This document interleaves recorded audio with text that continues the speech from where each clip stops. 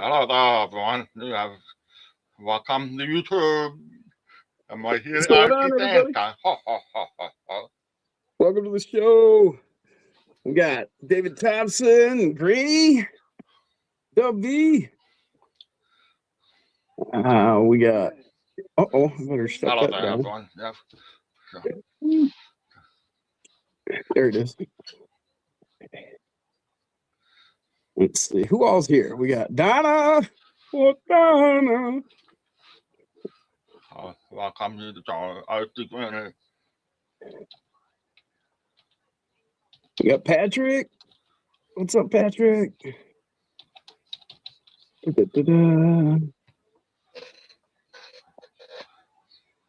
There's Andy. Redneck. David Thompson. Who else?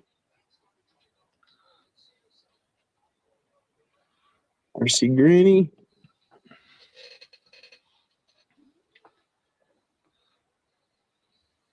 Looks like everybody.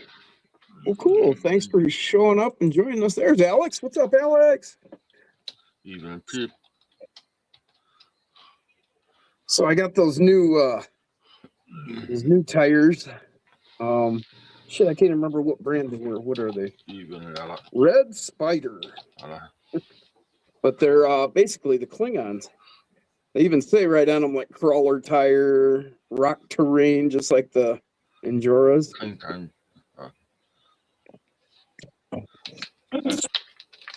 Yeah. They're 40 mil by 16. Yeah. But I've been finding out that the different rims out there, like, okay, these are the Enjoras. And these say like D18. Okay, that's the diameter of your beadlock ring is 18 millimeter is what that means. And so like when you look at this ring here, you can see the lip.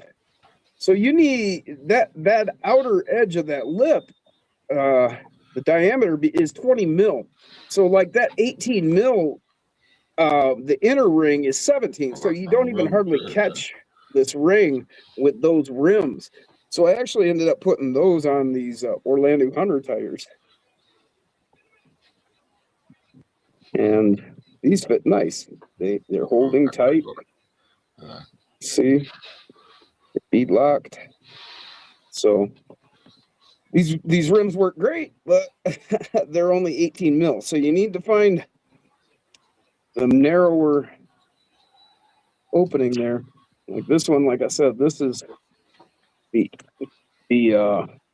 inner bit is 17, the outer is 20. So Endura makes a 19, and then Mia's, I was looking at theirs, and it looks like theirs may be 20. So we'll see. Oh wow!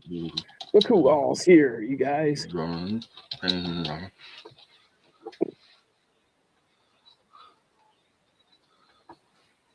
Oh, there you go. What up, Jeff? What up, Rock? Hey, what's up, dude? Y'all in today? Hey, there's Caleb. What's up, brother?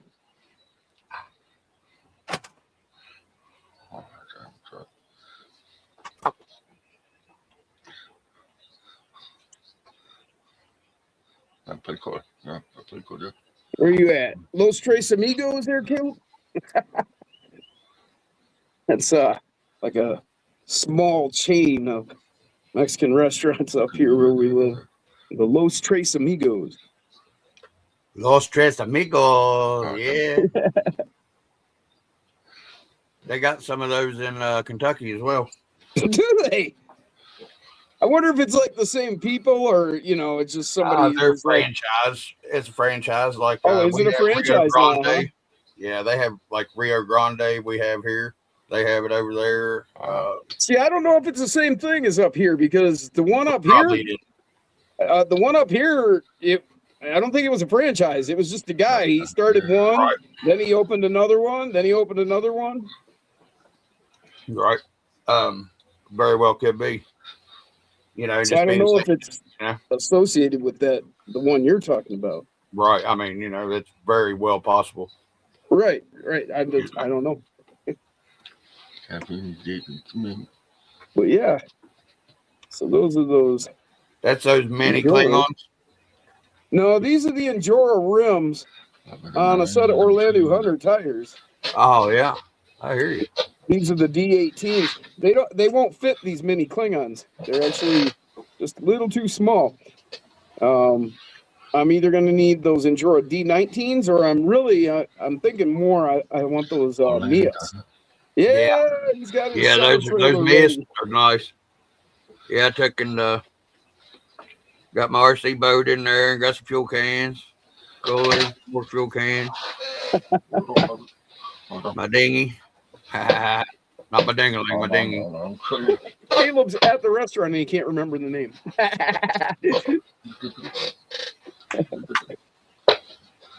That's funny. But yeah, these tires, woo boy, they are grippy. These are nice. They're not sticky. Like, they're not going to have a bunch of stuff stuck to them, but they are soft and nice and real grippy. I like them. Probably going to be my favorite tire. Oh, and remember I got those hot racing centerline rims? Well, I kept trying different tires, and I couldn't find one that would fit and stay on it right. Those are sweet wheels. These are the Ascent 32 tires. Gotcha. And they fit perfectly on the center lines. I mean, like, perfect. The grip, they don't even want to come off. Like any of the other ones, you touched them and they would pop a lip. So these are nice, real nice on there. Okay, so I'm looking at the top. And they're going to be real good for this truck. I needed some big ones because I'm putting the aluminum Modzilla on there. And so that's going to jack the suspension up even more. So that'll get these just where I need them. Oh, yeah. Why parts got to be complicated?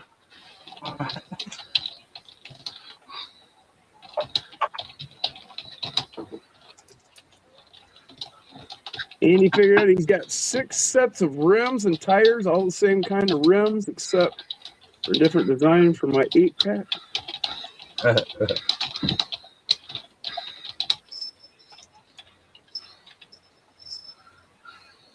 And he said, it'll take 12 tacos. I like what taco. Yeah.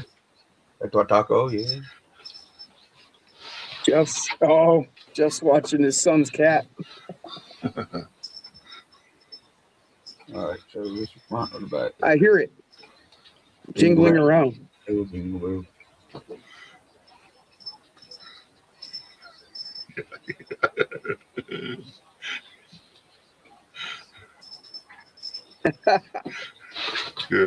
Jeff said causes lots of chaos in here, getting into everything. Yeah, I couldn't have a cat in my house. I had cats whenever I was a kid, and then when I was married,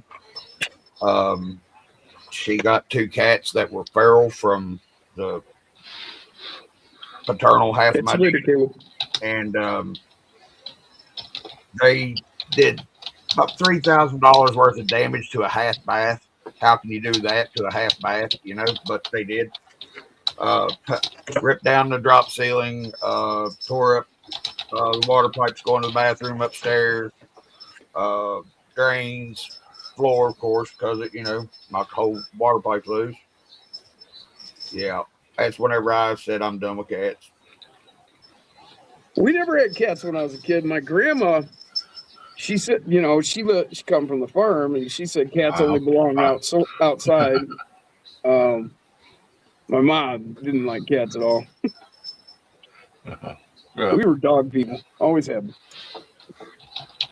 I really was too, but I had that one cat whenever I was little. She was about this long, about this tall, and about this big around, and she was fixed. And where they where they fixed her, they got the little pooch back there between their legs that hangs down. It would swing, it'd hit the belly, it'd hit the ground when she walked. She was so fat. And she loved to fly onto the waterbed. I didn't Same have here, a Jack. waterbed. Same here.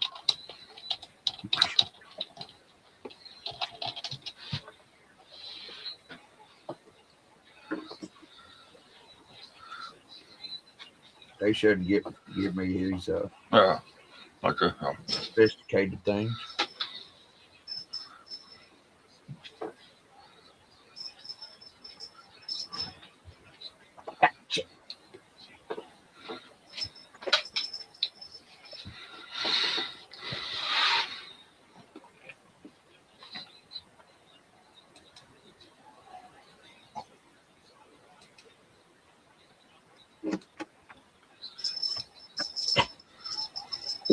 Patrick said he's an RC person himself. Do what? Patrick said he's an RC person. Yeah, well, I'll take dogs over just about anything. Amen to that. At least Certainly take them over Muslims. You know when they're pissed at you. And like I've said previous times before, lock a dog in the trunk, lock your old lady in the trunk, see which one's happy when you open up the trunk. Straight up. You better not open that trunk if you put your old lady in there. She's gonna kill you. Guess what I'm saying? See which one likes you better. So your dog's better.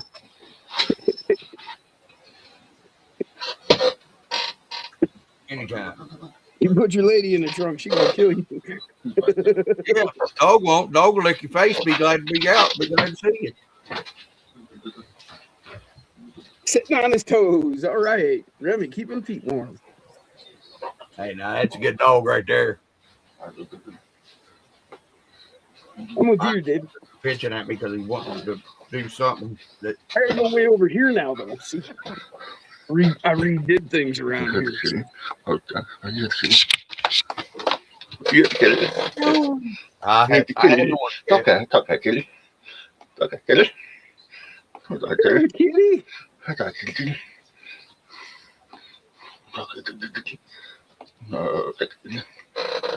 So I changed all this. It's all that. I swung this around this way and took all that sit down up here. Oh, okay. And I moved my bong over here. So I got to come all the way over here for Stone Gym Town. And burn yourself? Huh? I said out of the way a little bit too, where you don't knock it over or burn yourself. I never done that.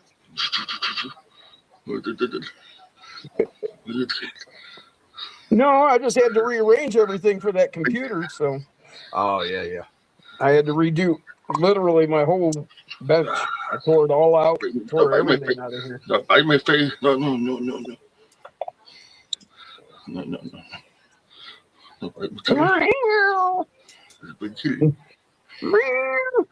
I had an orange one like that. He's a big guy. He's not even a year old. Loudest, daggone, most talkative cat I ever seen in my life. Yeah, he's a big bear. Hey, Now, what is that box of, Jim? it's a whole box of fuck you. Oh, yeah, I remember that. Yeah. Oh, no wonder that tool won't fit. Copyright warning for me. Stone Gym Town, get hell. Oh, hold on, Mr. Wolf. I will. Yeah.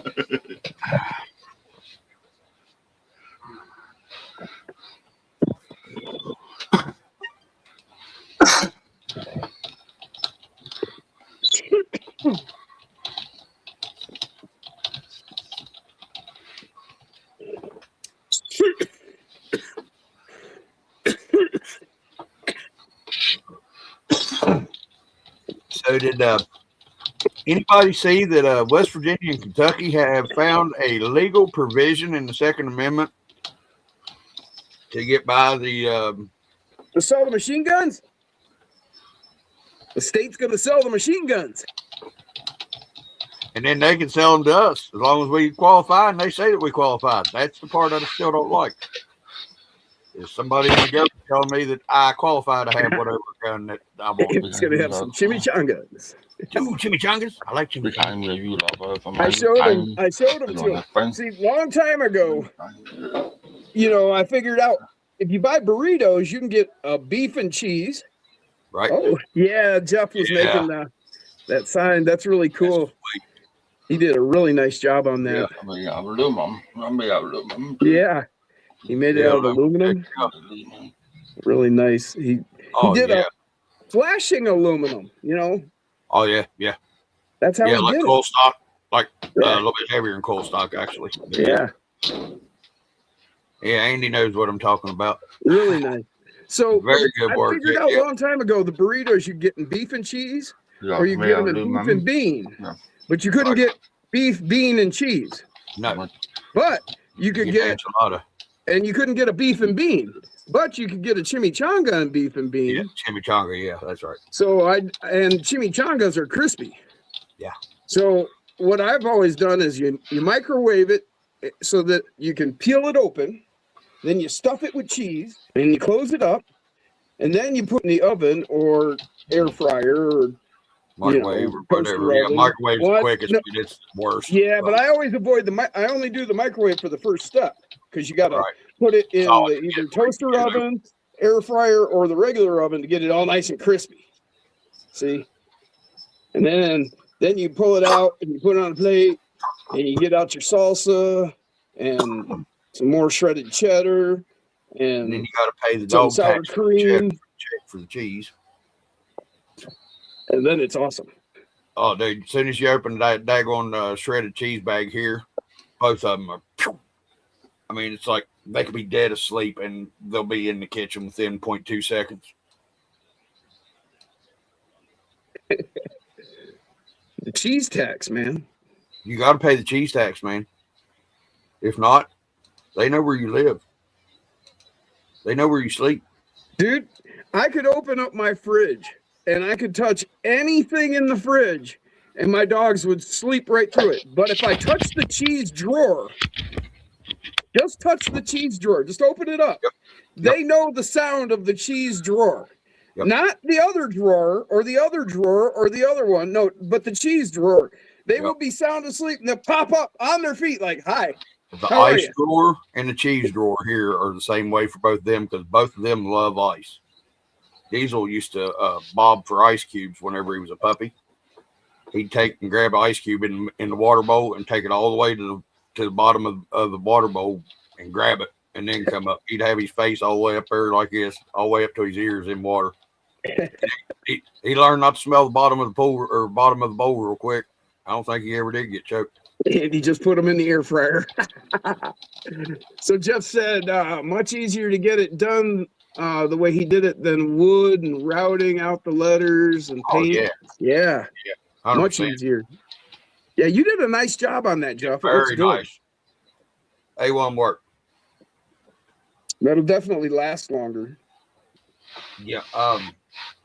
Especially if you get the if you use actual coal stock, what what you use to cap in your windows and do your fascia soffit and what stuff. Was that, Jeff? You can. Go ahead. Jeff said something. Oh.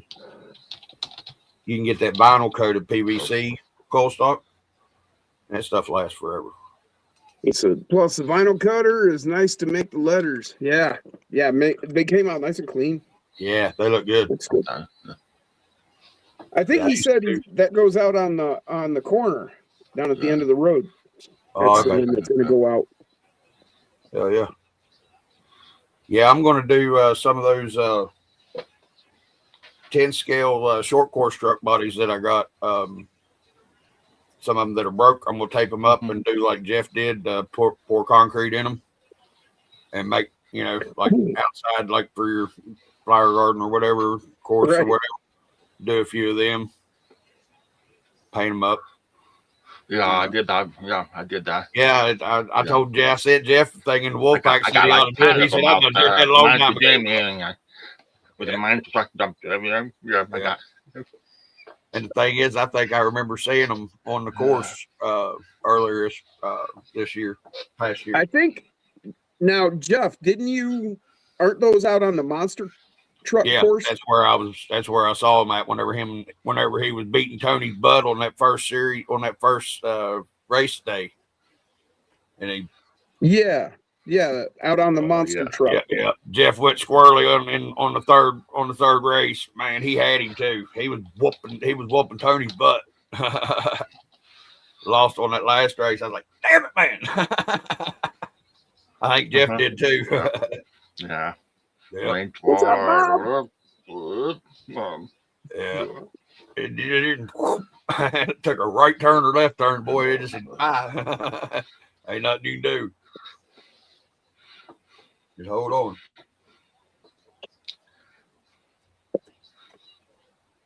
So what else? Oh, well, I did get my cyber snake and my piranha.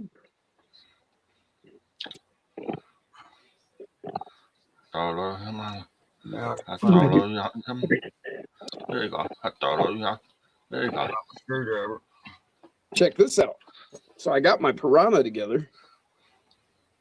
Well, as far as the chassis and that, and I put the transmission in there. Heck yeah. And the top plate, it's got a piranha like built into it. So I painted it up. Hell yeah. That's badass. Yeah, that's like indented into the roof panel, the fish shape. So I just took some paint and painted him up. Where is it? It's a piranha. And then I've got the +6 links for it too. So, and check this out. Remember how Mia's had the shark mouth for the rippers originally? So I'm gonna see if I can't work that out, put that on there somehow. Oh, I hear you. Hell yeah. Oh, speaking of mouth for my piranha. Rippers, I caught a nice little message on Messenger the other day. Yeah. Shit. Damn it. The transmission. It's like the one in the piranha there. Yeah. All kind of love right there for that little And thing. then I got my mofo axles. Yeah. Them just cute little things. Yeah, gotta build them. Yeah. Here's the steer axle. And, there's my knuckles. The axles in there. You know. And that's all going to be going on this big boy with the Modzilla. Hell yeah. All right, I didn't got to take this damn thing apart. I done Thanks, Jeff. Found my other box Earl give me. That'll go on there. That'll go on the trailer too.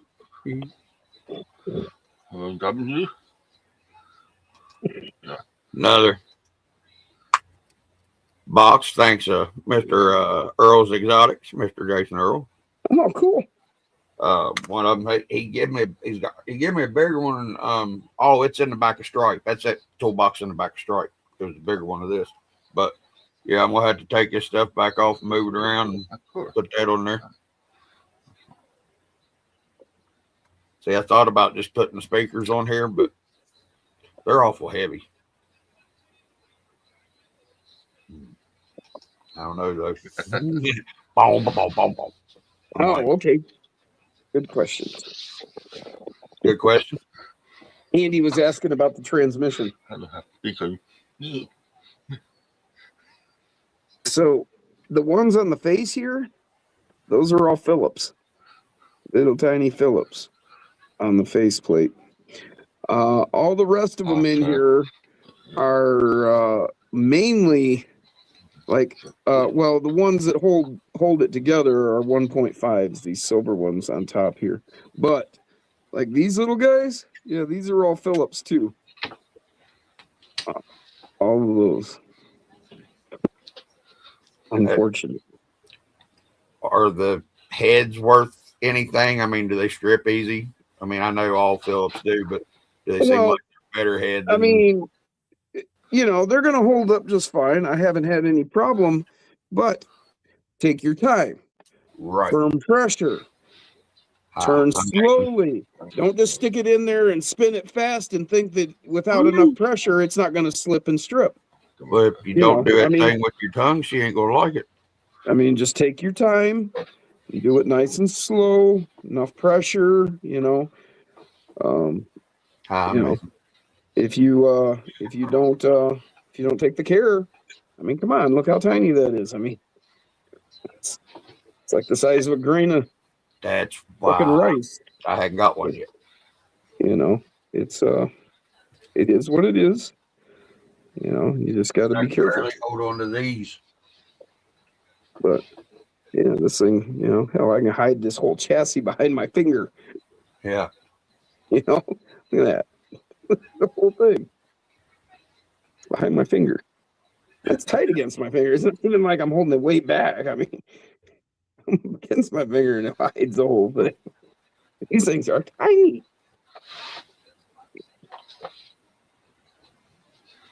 I got one of those too. Yeah. I got one of those. He's got the Mozilla. Okay. Let me try to it.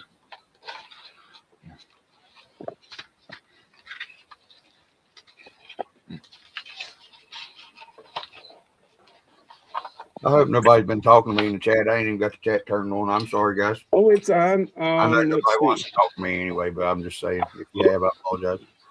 Patrick wants to get the Cyber Snake for his K10. Cool.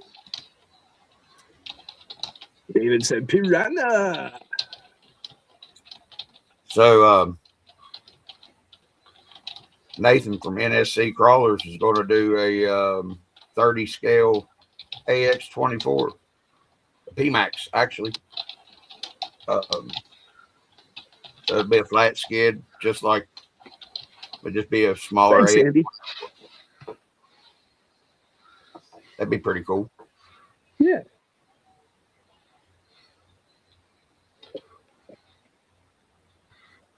Jeff's got the Mozilla to work on. Got to have patience to work on this. Yes. Yeah. Got to take your time. Nice and patient. Yeah, definitely. Hey, I got my Mias links put together correctly. Fairly short. That's why I have good. Right. I need one of those. Yeah. Bad. Yeah.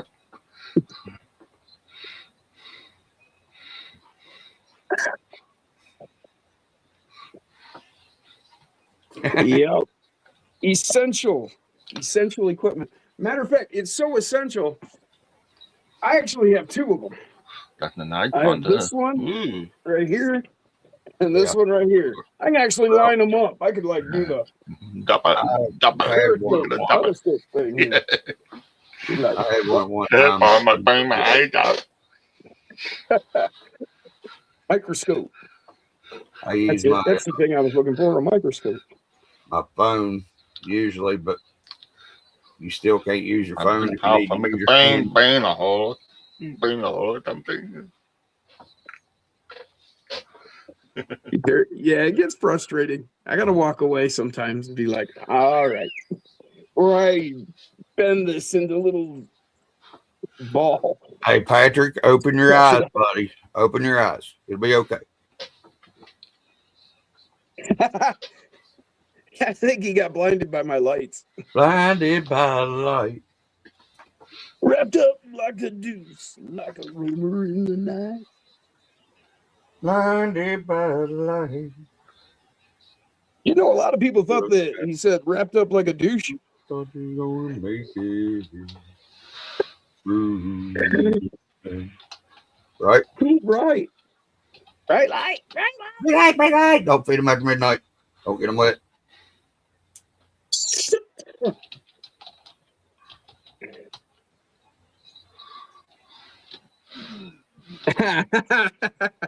Andy said he's gonna be quiet for a few minutes. He's gotta take care of something. I'm guessing it's some chimichanga. Okay. Did you go get any of those eclairs, Andy? Box of them? Nah. I really figured had what he was thought doing was that's making a freezer run. I really had thought that's what he was talking about all this time when he said, chocolate eclair. I was thinking of those little frozen ones, and he was talking about the big eclair ice cream bars. Oh yeah, So when he came out last weekend, Yeah. I had a couple boxes of I'll those be little right ones, back. and he hadn't seen those before. He was like, "Oh!" So now I've introduced him to chimichangas and those little eclairs. Jeff said the critters are too quiet. He'll be right back.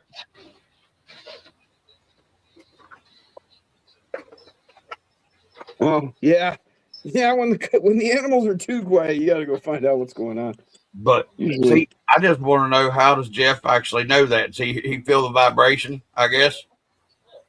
I mean, I'm not being smart aleck. I mean, it's just, no, it's a legitimate people question. that, Absolutely, I agree. That's like Denny.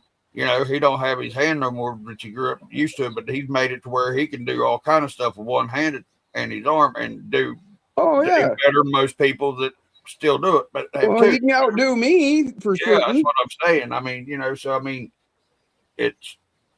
I There's just no way wonder. in I'm hell I can curious. keep up with him one handed. I'm curious as hell about stuff like that. And well, we all adapt. I mean, reason, I'm not trying to be rude, and I don't think anybody here would be taking me as rude, because. No, it's just a question, honest. Yeah, and I just always been that way, And the thing is, I don't ask to look down upon somebody or nothing. It's because I'm curious,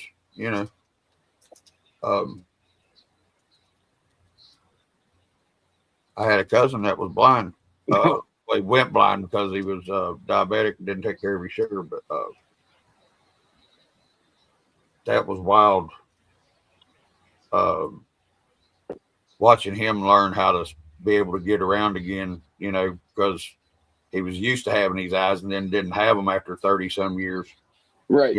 And that would really got back doing it and did well, I mean, he ended up passing because of diabetes, but he actually ended up getting his eyes back there for a minute right before he passed away. Oh, wow. Yeah, that's what's so bad about it, that he was doing good. Everything was doing good with his diabetes. Everything was doing good. And then next thing you know, he's in the hospital in a coma. Sugar coma. All right, not a, diabetic coma, I guess. Well, that sucks. I know he was good, dude. I But haven't dealt with diabetes too much. I mean, yeah, I've got it on both bars, both sides of me. So yeah, I gotta be careful.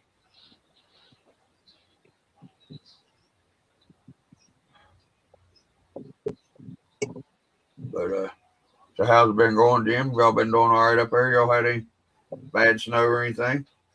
Nah, fuck, dude. It was 55 degrees today. It was nice out. It was nice here today too. We had some snow show up the other day. Yeah, we did. Everything melted off. We had those days last week where everything melted off.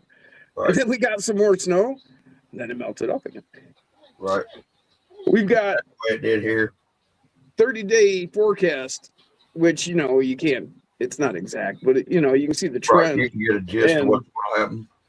And they're only calling for three more days in the next month that'll be in the 30s. Everything else is going to be 40s, 50s. Hell, we're even going to have 60s and 170 in the next 30 days, according to the forecast.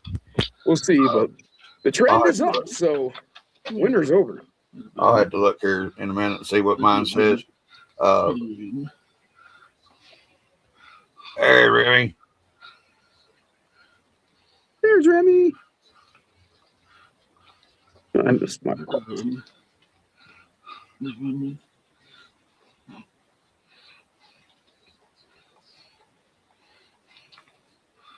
All right, there's them two. Hey, I got 2 links on a skid. No, yeah, we've seen snow Oh, in April. I've seen snow on my birthday or later, and that's May 7th. Here, I'm thinking it was 2013. I remember snow in May. like it wasn't just May 5th or 3rd. It was May. It was after May 7th, or was May 7th. Here, yeah, it was well in, yeah, it was well into the month. Yeah, Yeah, my it should have birthday. been nowhere near no snow coming down. Yeah. Like I said, my birthday's on the 7th, so I've seen it close to around there within the 10th and lower. Hell, I've seen 6 inches of snow here on Thanksgiving. That was 86, 88, somewhere around in there, and then 93. Actually, 96. I remember that. Where you're talking about the snow then. I remember that. Because I remember I went to a school dance drunk. And they wouldn't let me in and I had to walk home. Because my buddies got in, but I didn't. What? Assholes? They didn't help you get in? They got in and they just went on. So I ended up having to walk home in the snow. Undressed right. Yeah. It was ride or die whenever we was going. If we was all going to the if one of us just Patrick's got diabetes. none of us went. Our damn Diesel jumped out of his fucking dead sleep. So whenever he heard that toy, he jumped up. I damn near fell off bed. What's up, Brian Costner in the house? Hey, He what's said, up, man, Doc? you guys have a live every night. I haven't been live since Monday. I haven't been alive since.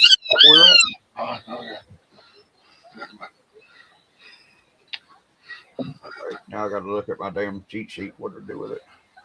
80 degrees Fahrenheit, Granny said today. That's nice. 2 and 3. And he said he remembers that snow in May. Yeah, that blew my mind too. I mean, it just like it happened like through the night, and the next day, the sun came out and everything started melting right away. But still, to actually see it on the ground in May. Bobby. Oh, okay, Brian. I thought you were serious. I was like, who else went live that I missed? Patrick said he should take Wednesday evening. Sure.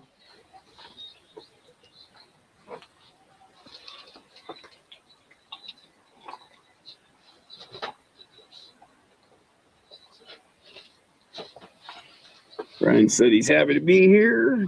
Enjoy it with you. Yeah, man. We're happy to see you too.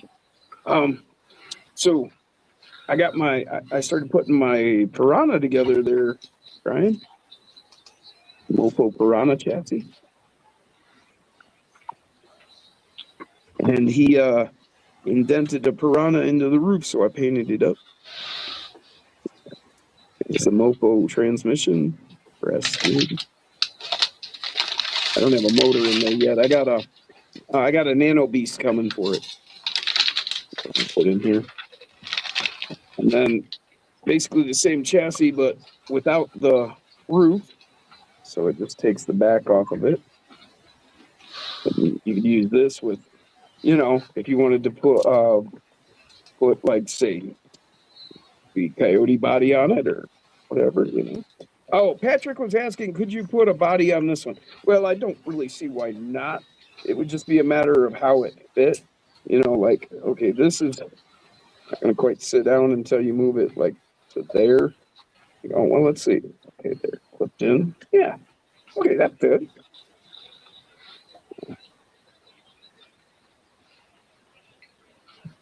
So yeah, that would definitely fit because this put the piece in the back.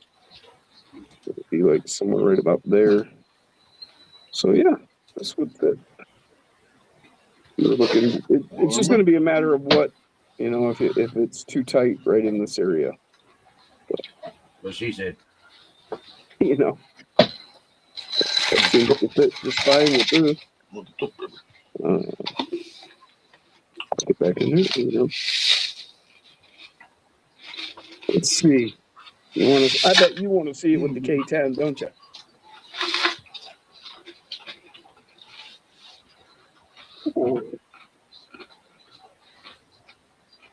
Yeah, it does have the posts. Oh yeah, you got all kinds of room in here.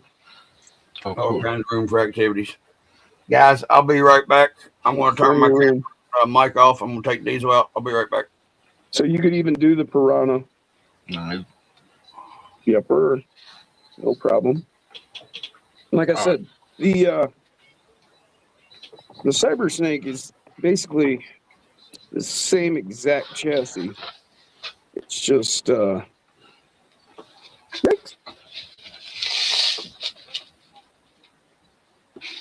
see. It just doesn't have the roof.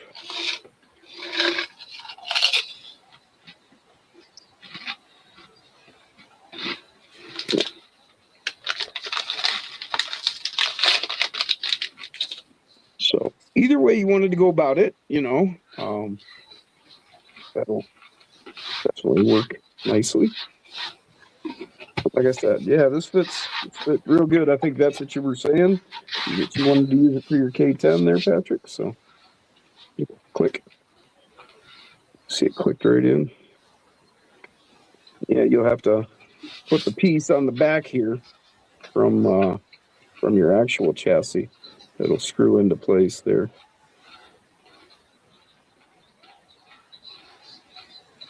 So let's be this piece off of here. And there you go. That'll work.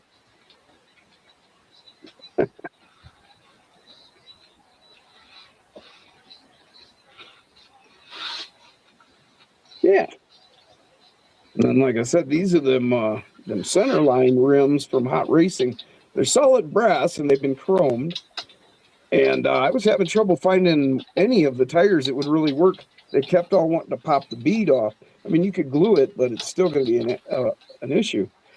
But this one, I didn't even have to. This is the tire off the Ascent 32. And it's like the perfect fit for these rims. It's like spot on. Back on here. Yeah. And I could glue it, but I don't even have to. See, it just fits right on there. Nice. These are. And see, I'm going to be putting that Mozilla chassis on here. And let me yank it out. I'll show you what I'm talking about here. So this one, it's drops your shock mount down, you know. So where's the camera? There it is. All right. So by lowering that shock mount like that, that's going to bring that suspension down. So in the case of this truck, you know, that's going to work out perfect because the way this sits, these tires are actually a little too big for this truck. You know, they get in and get caught up. But once you put this chassis on there for that suspension down, be badass. And then the Mofo shocks dropped today, the 30 shocks. So they're 27 millimeter, which is a whole millimeter longer than these, which doesn't sound like much, but come on, these things are that big. So yeah, those would be good. For that chassis with those shocks. Yeah.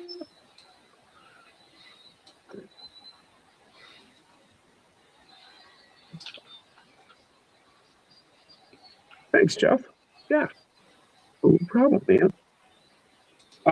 Well, see, like this piece came with the Bronco and this piece. And so I was able just to mount them right up to the Coyote body. So that's how we mount these.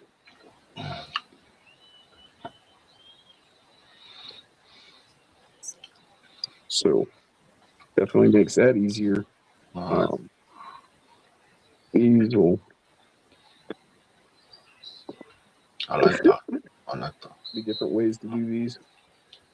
So heck yeah. I show you these. Those are them red spider. They're like the Klingons. What's the compound like, Jim? Oh, they are very nice, dude. They are very grippy. Yeah, just like a Klingon. Are they sticky? Not sticky, Good. but See, that right very there would be grippy. good. That's the only thing I don't like is the S5 compound where it's so sticky. You get in dust and they're slicker than a millipede. That's it. Yeah, sticky seems great until you get the slightest bit of dirt on them. Dirt or dust. But Yep, now these are once nice. I have to admit, once they These are going to require a breaks it, larger diameter rim. Like so, Right. these 18s from Injora, the D18s, are not going to work with this. They're too small. You need like the D19 or even like that Mias looks like it's a 20, which this outer ring on the lip there, that's 20 mil I got you. frost. So the inner side of the lip is 17 mil. So I hear you. yeah. The Klingons, the S5, after they do break in, Yeah. they don't do bad with mud on them because I was out crawling today and got mud all over these, and it was still going right up the daggone slick wet cement and everywhere it wanted to go. I mean, not well, of course, but it still went. But these tires love wet, natural, slick rock. The wetter it is, the slicker it is, the more traction it seems like these tires get whenever they're clean and stuff. It's kind of like me. I can relate to that. Right. So I ended up put the tires, I flipped the rear tires back around the other way, where I had them narrow in the back. It was just making it still too unstable on the side hill. So I flipped them back around and it does much better. But I was trying to make it easier through the gates, make it a little skinnier in the back so pull through tighter gate. But yeah. It was hurting my side to go too bad. Tricks narrowing that rear end. Yeah, and I've got my upper links outboard. And he said he's got his mofo shocks on the way. Some of the flex, but I wanted that eliminated. I didn't want all that flex. With you, David. That's the thing I learned with PMAX way in the beginning is too much flex is a bad thing sometimes. Well, a lot of times. My turn. Wait. There it is. Now where's my damn fucking flag go?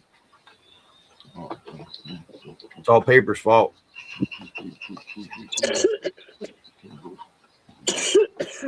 I don't know what, but it's his fault. The other thing that Mofo has dropped this week, he dropped the shocks. He dropped the shocks today. He dropped the aluminum and brass machined links, all 8 pieces of the 4 links, instead of just the lower links like he's been doing. Now he's got the full machined 8-piece 4 links front and back. For the 30s or the 24s? For the 30s, yeah. Yeah. What else? I think he forgot about the rest of his line, the 24 stuff. I'm talking about the 20 that I will bring that up. He just no. He just dropped 24 scale big bore shocks. I know 42s, 39s, and 42s. Yep. Yeah. And hey, look out! And they're gorgeous.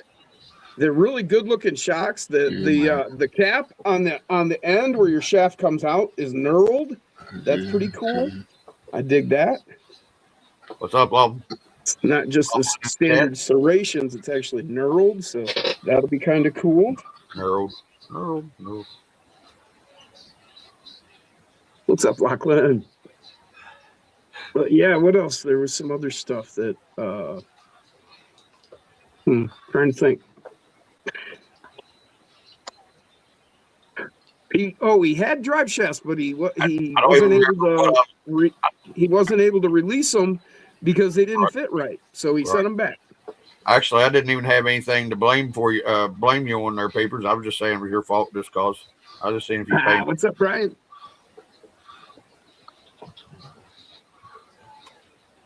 Game on.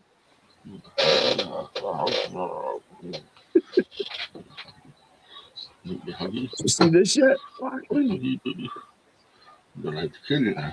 See, where's the box? I lost it. There it is. That mofo piranha.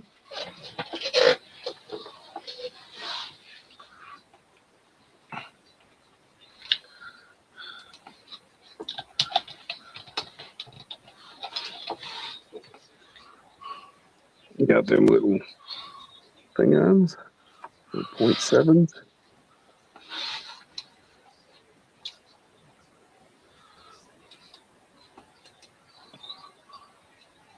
Got these Enjoras to mount on these Orlando tires. What's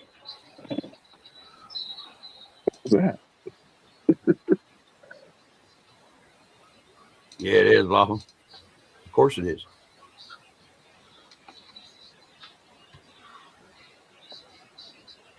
Knock something down. That's what it was.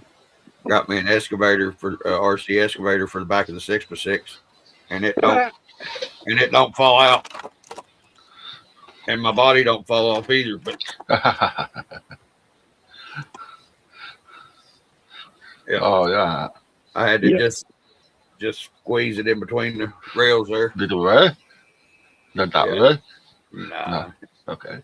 I see. Got to move. Yeah. Oh yeah, it moves, but not well. But I can get it out. I thought it was a cool little bed toy.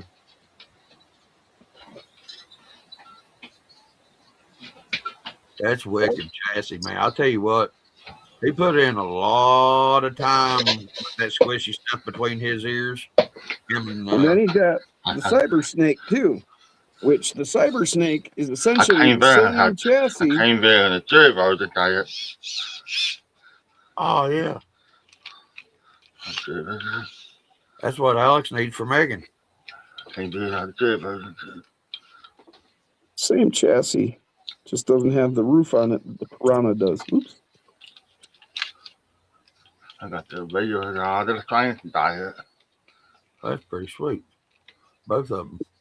I like the way that thing's designed. I mean, he really put in a lot of time and effort into those chassis on them 30s. You know? Yeah, that's really cool. But Nick's put a lot of damn time and effort in on them 30 chassis and stuff, man. Them guys designing them things, they made some wicked stuff. I used to be beautiful toys. Used to be the toys to came into the RC. Wow, that was a toy he turned into an RC. Yeah. Oh, okay, yeah. Because I didn't think there were any licensed Caterpillar. Yeah, holy shit! Hell yeah! I got the radio of that, but holy shit! Another RC bike. Nice job. Warehouse ride. The truck how you can plan them.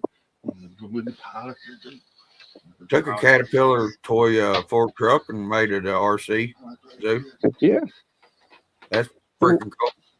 The idea on this, what he's going to be doing with these is these printed pieces are where the shock mounts are, and so he will be able to do an entirely different piece and change up.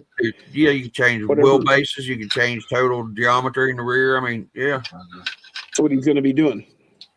Hell yeah. And that's going to go for both of these chassis. Like I said, they're almost identical. Yeah, especially because it's a made RC, even better, and it don't look redneck engineered. They did a good job on that. Back to Jeff. Yep. Yeah. He oh, I thought you went and got something to show us. Let's see, That'd be 18 or 24, wouldn't it? I don't know. Yeah, Thompson, it's RC. Yeah. He took the the Caterpillar fork truck toy and made it an RC. Like Alex took a diecast model and made it a TRX 4M with Enjoyer parts. So there ain't nothing Traxxas about it except for, I guess, the original design. But yay. I got a Traxxas that don't say that. I don't have to call it a Traxxas.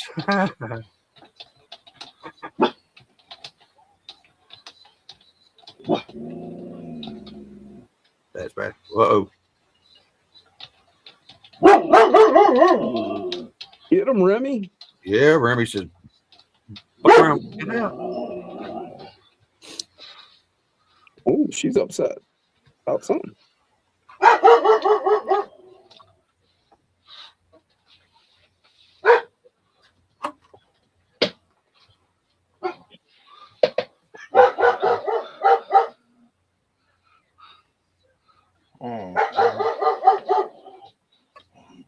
Speaking of something working, Thompson. Wow. I don't know what Working. Is it you program it? Shit? What's up, Doc? What up, DLC? What's going on? Yeah, Remy said, "By God, look out! Doc's in the house." I think it's one try maybe. Then let her hillbilly and Doc in the house. Look out. Amazing.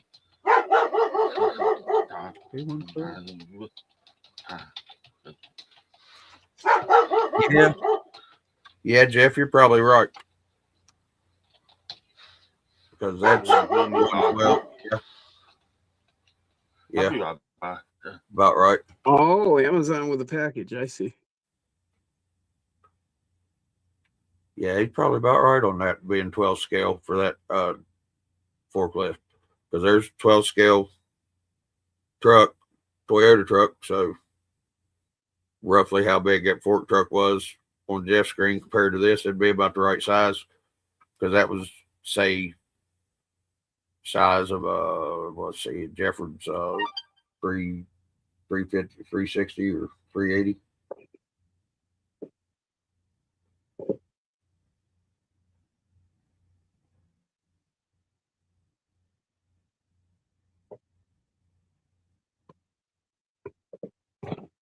Yeah, I'd say about 12 scale. If I mean that's a 12 scale cab, and Jeff was selling it about the same aspect ratio camera wise, so you'd say 12 scale probably, 18 or 16 maybe.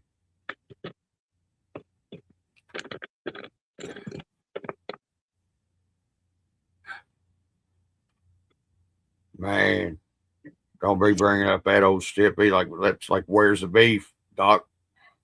Uh-oh, Rob's in the house. What up, Corn Freak? What's up, Freak?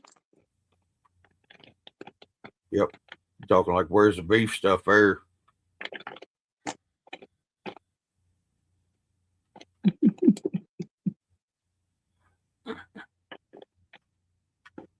So, Kochner, when do you go get back in 24, bud? I'm tired of watching you go through back through memory lane, although it's also cool for me because I never got to see some of these rigs. But there's a lot of people think you need to build a truck again, sir, a tiny truck.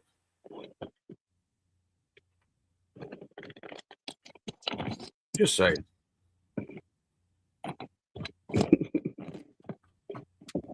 I think what he's trying to say is he misses you.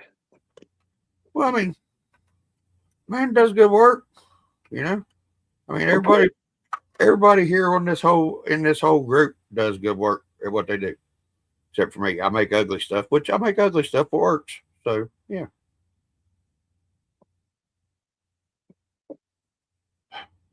Man, y'all quit talking about ice cream. I just got elevated.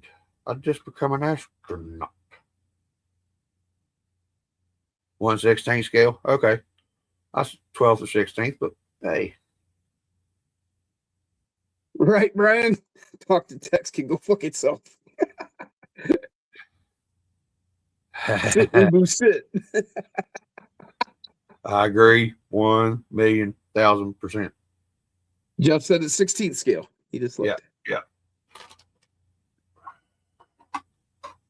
I'm with you guys. Stone Jim down again. I'm skipping this round. Not me. I got to. Well, I'm going to double up for Donna. Well, you triple up for me too, because I got to conserve. I need to save a little bit for it. But I'm going to take this old daggone ramp crab and try around it tomorrow, I guess. Look at this beauty. Unless for some reason that I would get, I don't know.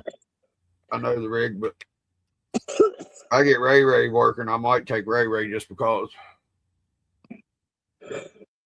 It's consistency of like, candle wax.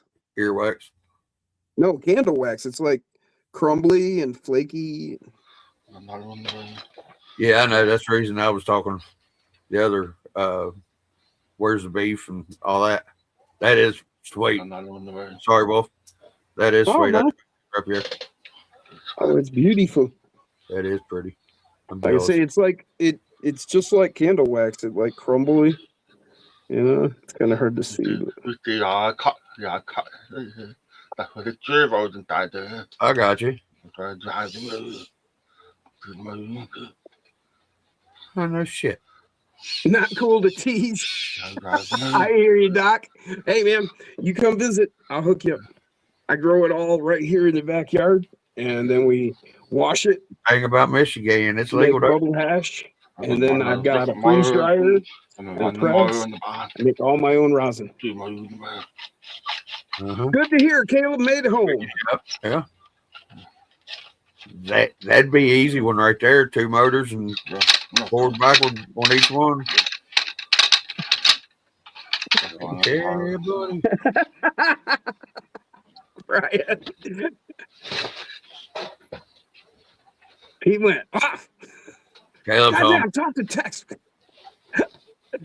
Fucking spit. Caleb's home, Jim. Jesus Christ. Yeah. I didn't know if you saw it.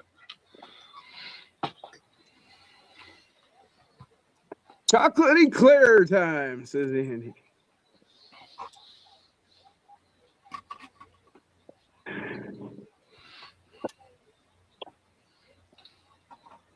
What do you do? Leave it plugged in. Go me. Doc said, "That's a bad boy. Can't even drink right now." Well, you'll get over that. We all make mistakes. Been there before. Oh. Yeah, they had me on home confinement. And the thing was, it took me 3.5 months of that 6 months of home confinement to get to where I could pee dirt, to where I could pee clean. And that was just from THC. Oh, dude, those dirty bastards, man. When I got in trouble, they were like, as soon as I got hit, I went ahead and quit smoking. I'm like, all right, I'm done. So I went to court, and they're like, they gave me my sentence and all that, and they're like, all right, now you're gonna have to pee today. Are you gonna pee clean? I said, no, I should. I haven't smoked since the day I got busted. Well, sure enough, I peed clean. Them motherfuckers, they tested me every motherfucking month. Now, I knew guys that were fucking partying that didn't get tested at all. But they hit me every fucking month. See, I lucked out where I had such a high amount of recreational blood activities in my system. Whenever I went in, they had to keep testing me. So they used most of mine up that they had allotted for me for my 6 months on home confinement up in the first 3 months. I only had 2 left. And the last one that I had to take is the one that I failed on purpose and went to jail and finished my time off with. Knock on wood, Brian. But I'm listening. I pissed dirty on purpose. Hell with it. I knew she cheating around on me. Wasn't no reason sitting at the house. I go do my 2 weeks is what I was supposed to have done. And then I get to court and the judge says, no, you still owe me 2 weeks. I said, the fuck? And luckily the judge knew me well enough for me to, as soon as I let it come out of my mouth, I tried to reel it back in. And she was like, huh? I said, ma'am, I didn't mean to say that. I was a reaction, not toward you. You understand that. You know me. I slip up, I screw up, but I wasn't cussing you. I promise. Because that's the lady that runs Putnam County, the county I was in down there in the Hunt. Brian said, oh shit, yeah, when you're on probation, you get tested every fucking month. That's the way it is, at least here in Texas. Not here. No, I knew plenty of motherfuckers that weren't getting pissed every month. But where I was on home confinement, they just wanted to nail me, and I wasn't going to give them satisfaction. Oh, hell yeah.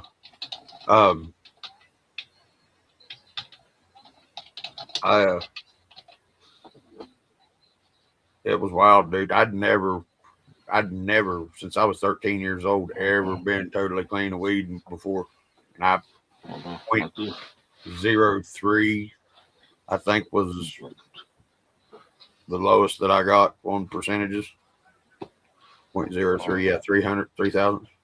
So Jeff said he's got a brooder telehandler model he plans to convert. Okay, telehandler. Yeah, telehandler, one of the long telescoping fork trucks or Okay. Yeah, I was trying to think. I knew what a telehandler was, but it just wasn't coming to mind. I had to think about it. Well, see, that's the thing. I didn't give him a reason to, but that's smart. I was dealing with a total different situation. DOC, and I was dealing with the damn county. So, I see what you're saying. That's awesome. Hell yeah. Which? You don't have to give them a reason. Didn't do a damn thing. That's why it took so long for my blood counts to go down. We'll just stay at that. All they had to do was go down. They didn't say that it couldn't just go down a little bit. They just said it had to keep going down whenever they took my pee the first few months. It kept going down, but I stretched it out. I hit like one bowl or one joint like a week. Oh man, Doc. Just one hit. You got to keep it clean. And I mean, I kept it going down, but. Oh, that'd be cool, Jeff. So he's got a file to print the pieces he needs, 3D print the okay. Pieces he needs to convert that telehandler. I've driven so many different vehicles like that, I forget which ones are which. Like when I was in a lot of the shops I worked in, fab shops, we had these funky forklifts that they're 4-wheel steer for one. And for two, it's like, I don't know, maybe 5 foot wide and like 20 foot long. And the forks aren't at the end, they're in the middle on the side. And you drive it around the shop and down these narrow aisleways that are only like 6 foot wide, 5.5 foot wide. I don't know. Oh, okay. You're bouncing off the sides even. Like the ones they use at Home Depot and Lowe's. And then you get in there and then you get to where you need to be and you line yourself up and you'll raise it up to the level that your material's at. And then it goes in, it reaches in, and then you pick the stuff up and bring it back and then lower it all the way down. And then you can pull back out of the aisle. That's cool. Those are some crazy fucking machines. And like I said, they're 4-wheel steers, so you can get yourself all jacked up trying to drive them at first. They whenever I worked at McJunkin Redman, which is was a pipe yard company around here, I told them whenever I started working there, they said, "Can you drive?" I wasn't arguing, Brian. Equipment? I said, "Somebody," I said, "I can drive anything with gear shift and the gas pedal." Depends on where you're at. And they give me after I'd been there for a little while, they said, "All right, well, go out there and get the Pettibone started up, and we'll see if you can drive it." Well, Pettibone is a hinged claw grappler fork truck, basically, but it's on the big hinged loader platform. So, okay. But then your clamps or your grabbers, they rotate 270 degrees and stuff too. But they said don't hit the red button, basically. Well, I went out there and started up and moved it around a little bit and got cocky. I hit the red button. Took me an hour and 45 minutes to get the damn thing back to where I could hit the red button to re-engage it again. I had it all fucked up, but I learned.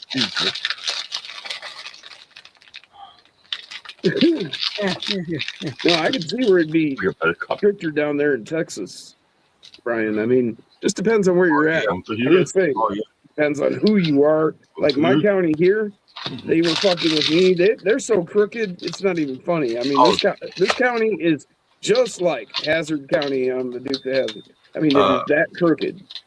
You heard of they set people County? Up. Matter of fact, I know people they took out. The lady that I was talking about is about like the sheriff here was the biggest drug dealer. Hey, that right there makes good steamroller. I got M&M. Look at you, the M&M's kid. Yeah.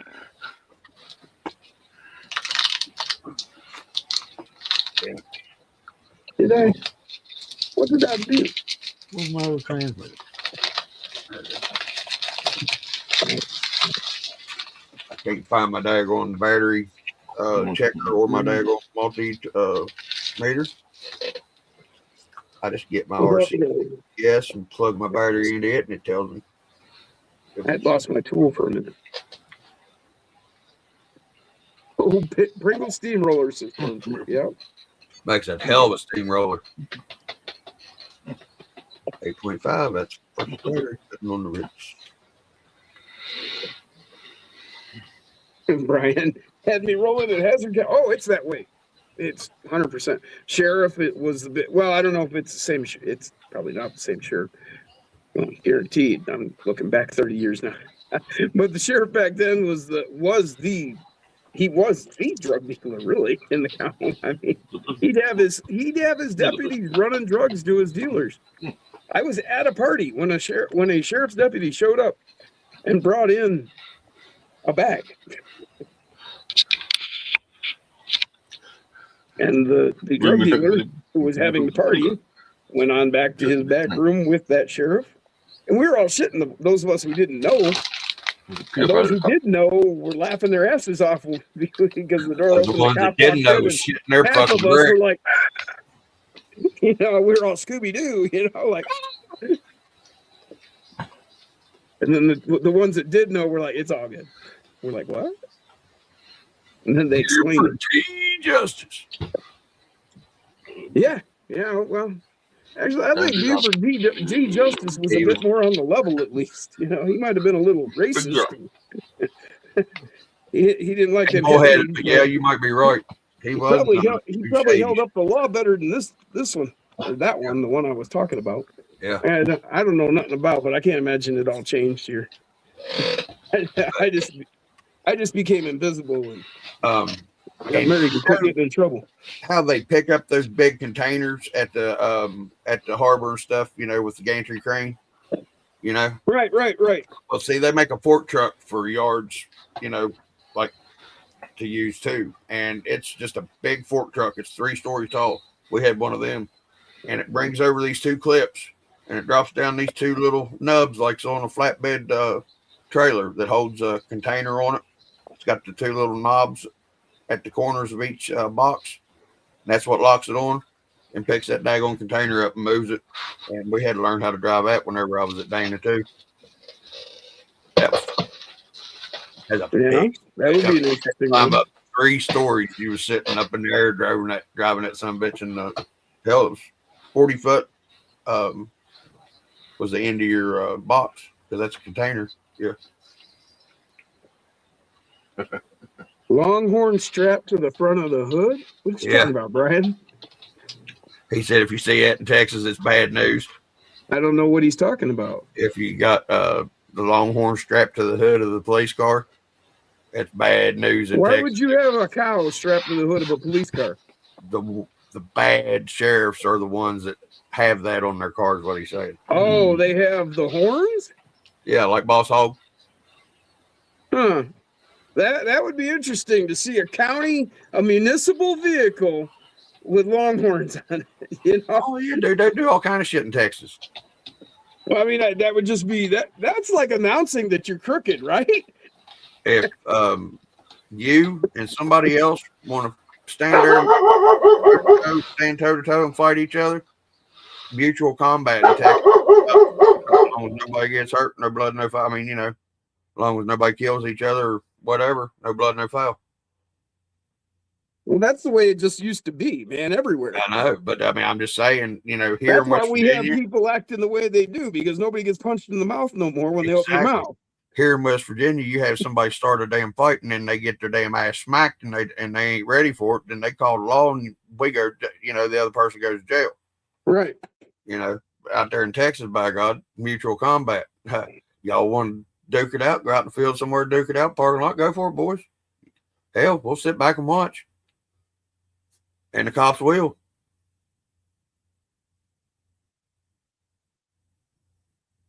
Oh, yeah. Yeah, I know exactly what you're talking about, Brian. We're following you, Brian.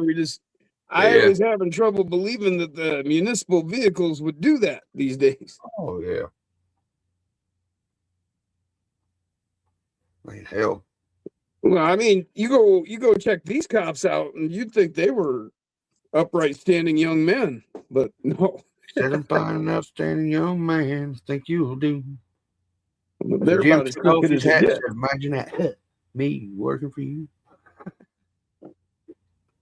I actually went to lockup for 30 days for use of marijuana. While I was in there, I come to find out from this other guy who had the same lawyer I had. He's like, "Oh, so you're the one." I'm like, "What are you talking about?" He's like, "Well, I was like, I don't know what it was, his 6th, 8th, 10th drunk driving offense. And to keep him out of prison, his lawyer made a deal with the judge because he paid big cash. And so the deal was that he would do light time and his lawyer's other defendant, moi, would pick up the slack. And I would have to pick up the slack. So my fines were increased. I was placed in jail, which my crime wasn't even a jailable offense in my county, in my state at that time. They upped on the paperwork, the way they ran me through as a felony, but then when it actually went into the record, it actually was just a misdemeanor. That's how they did all kinds of fucked up crazy shit. That's how fucking crooked this county is. Oh, yeah. Well, that's like they pulled me over right whenever CV hit on the 4-wheeler on the main road. Well, they had already been on the TV and it said that they were not holding that as a criminal offense right now because of where COVID was bad and shit and people needed to get places, blah, blah, blah. Well, I happen to have a little bit of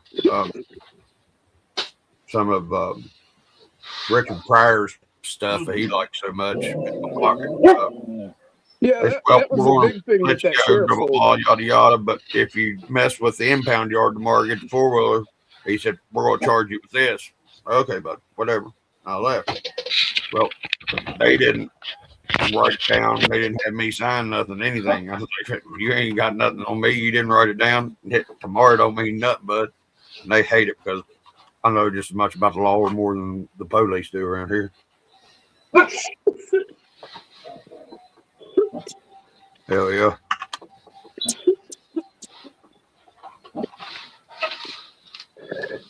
But you see this thing, precaution? It's pretty neat. It's that Vetco kit.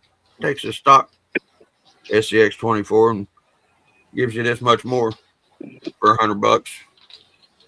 And whittled down Panda Hobby's body to fit the 24. Got lights with the magnet hookup. Proud Austin Knight. Working headlights, working light bar, tail lights. No, no board control. Got a 23% overdrive in the front with 57 millimeter them Hamrock indoors, and then 51 millimeter mines on the rear.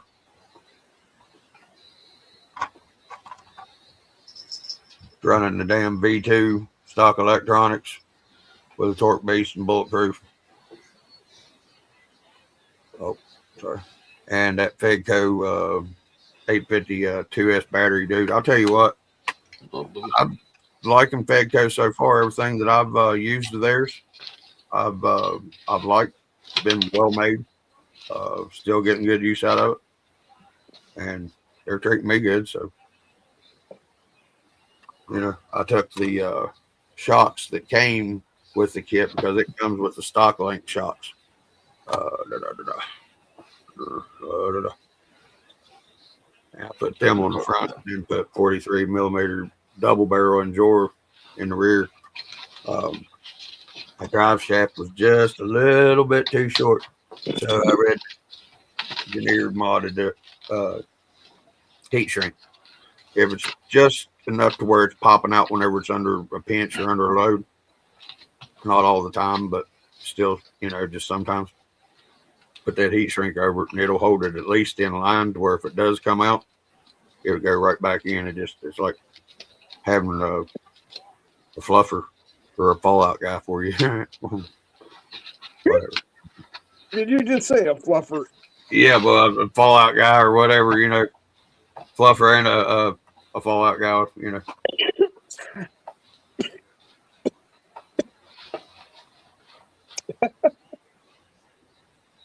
Thank you, Jeff. All right. Okay. Oh yeah, it's got a little bit of brass on the front too, but that's about it. This thing is capable as heck. I was totally surprised. $100 and two wheels and tires actually. So it'll be $120, whatever.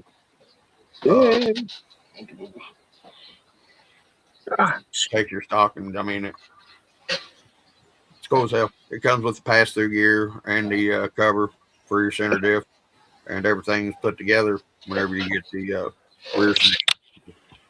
Both put up. 2 holes right there.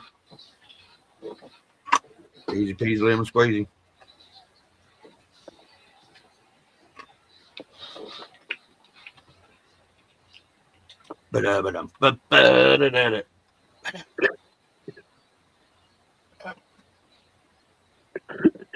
Hell yeah.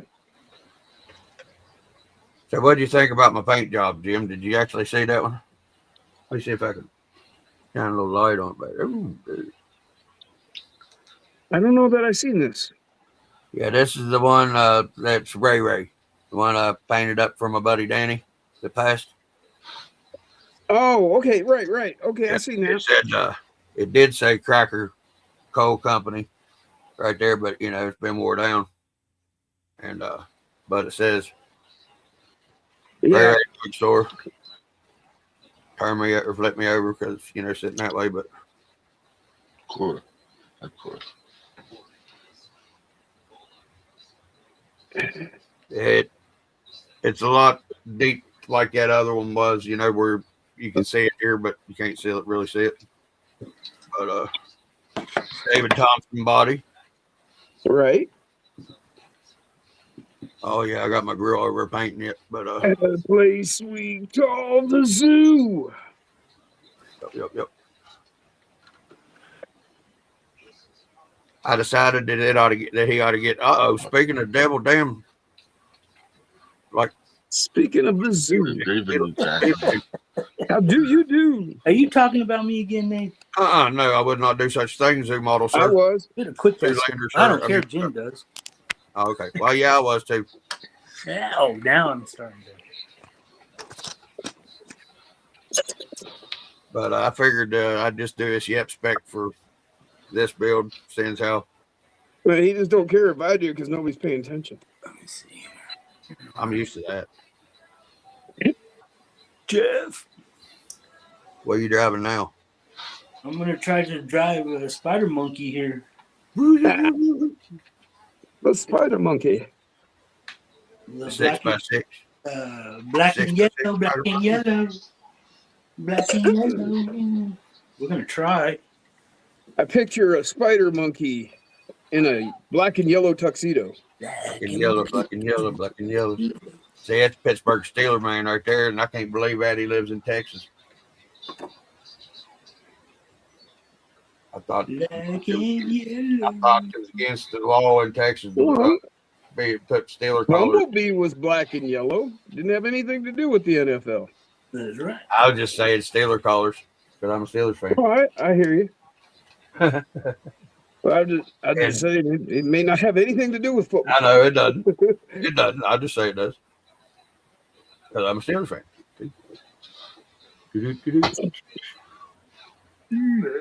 Spider monkey. Monkey coming to life. Well, the Steelers have a reason to have fans, Yep. They used to. unlike some other teams like the Lions. Well, You have actually, to be mentally defective to I like the don't- I- Lions. I liked the Lions back when Barry Sanders was there. No. You like Barry Sanders. Not Barry Sanders. You didn't but, like the Lions. The Lions were just 10 guys that stood around and watched Barry Sanders with everybody else. I was actually meaning not Barry Sanders, but 20. Because that's when Barry Fullback- Sanders was there. fullback That's all they did. The Every fullback. play, they just handed him the ball. Yep, but who was the other back? Was Dion, or right after Dion? I don't know. The Lions, and then he went to Barry Sanders is the only thing I know about the Lions. It is. Never helped me out. The Lions are a disgrace. They've been a disgrace to Michigan for I think of it since here. my dad watched that game. My Right. dad actually worked as an usher at the stadium back when that guy cursed the Lions. That was back in the 50s. Right. That was the end of the Lions.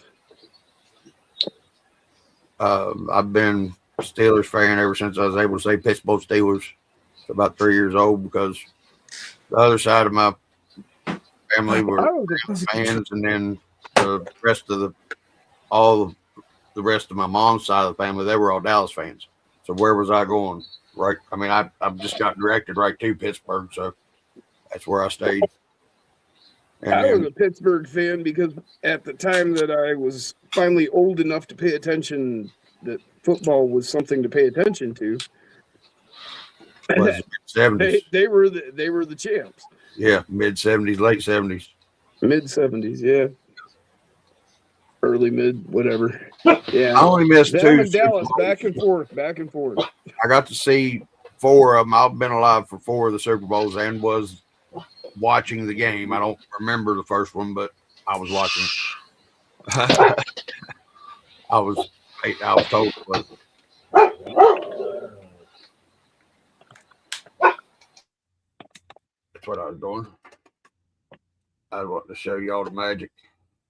Emmett Smith. Even Emmett Smith admitted that if him and Barry Sanders had switched places, no one would even know his name, and Barry Sanders would have run records so grand that they'd never been touched. Over Emmitt Smith? No, over the world. But you talk Barry Sanders.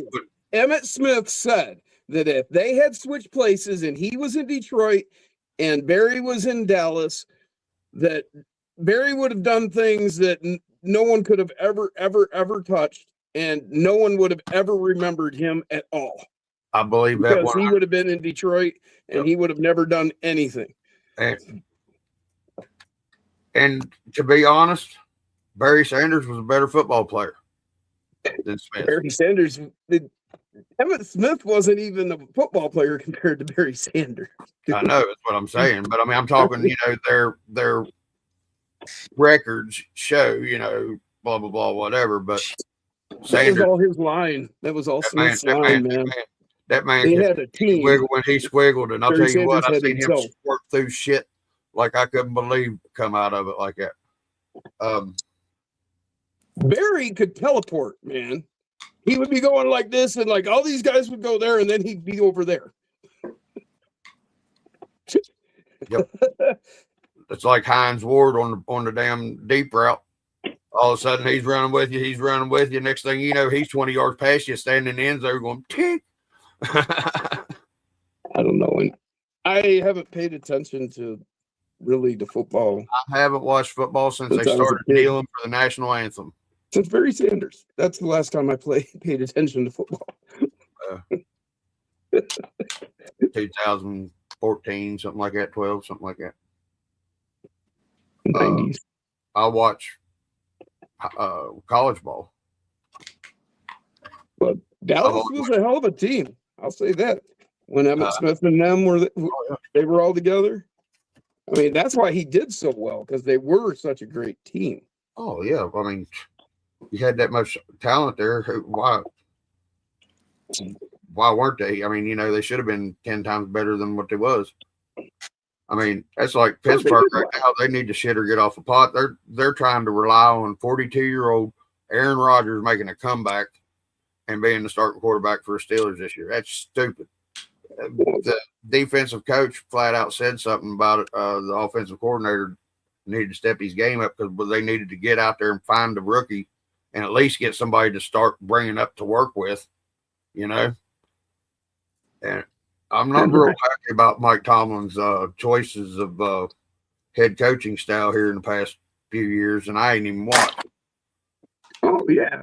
Brian, what about Michael Irving, the cocaine cowboy? Emmitt Smith was a golden boy in comparison. Yeah. Well, and I'll get booed for this. Tom Brady was fucking goddamn just the making of his surroundings and stuff too, to be honest. I mean, he had some athletic talent, don't get me wrong, but Belichick was a damn good cheating coach.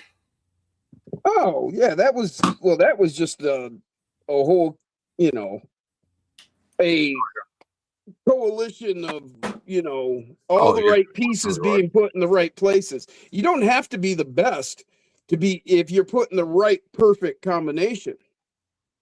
You know, you put all the right pieces together and they'll perform way beyond what individual efforts can be. Oh, that's a great thing about a team. Yeah. And Belichick knew what he was doing as far as that goes. Well, and so did the hair man down there, Jimmy, down there at Dallas. It's how, you know, talking about the Golden Boys, it literally Troy and Emmett and Irvin and all of them, you know, they were the Golden Boys. They paid them, primetime too. Paid good money and got good talent, you know, but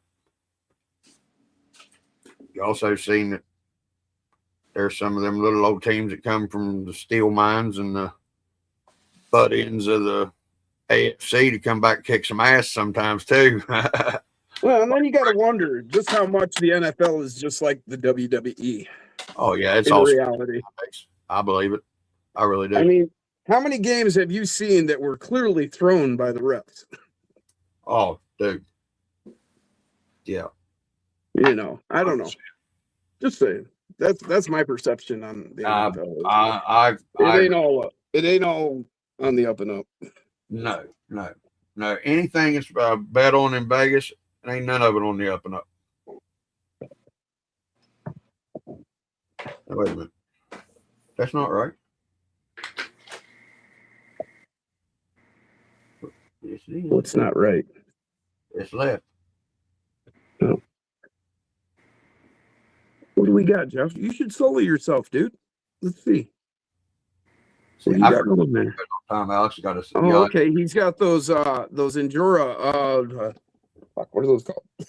The hammer up. No, it's not the hammer ups. No, those are the other things. Yeah, the other ones. The wild, these things. Swamp claws. Swamp claws. Yeah, those are swamp claws. Swamp claws. Yeah, Jeff put it right there in the chat if you just read. Or the 0.7s. Well, I wasn't reading.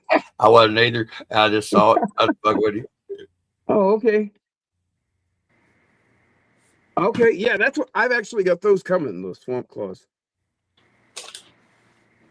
Everybody likes them so far that I've heard had them. I haven't heard any bad things on them. Has anybody else? I haven't heard anything about the swamp claws, but I haven't been doing a lot of reading in the groups or anything lately. Oh, see, I'm still in Facebook jail. I cannot comment. I cannot video call. I cannot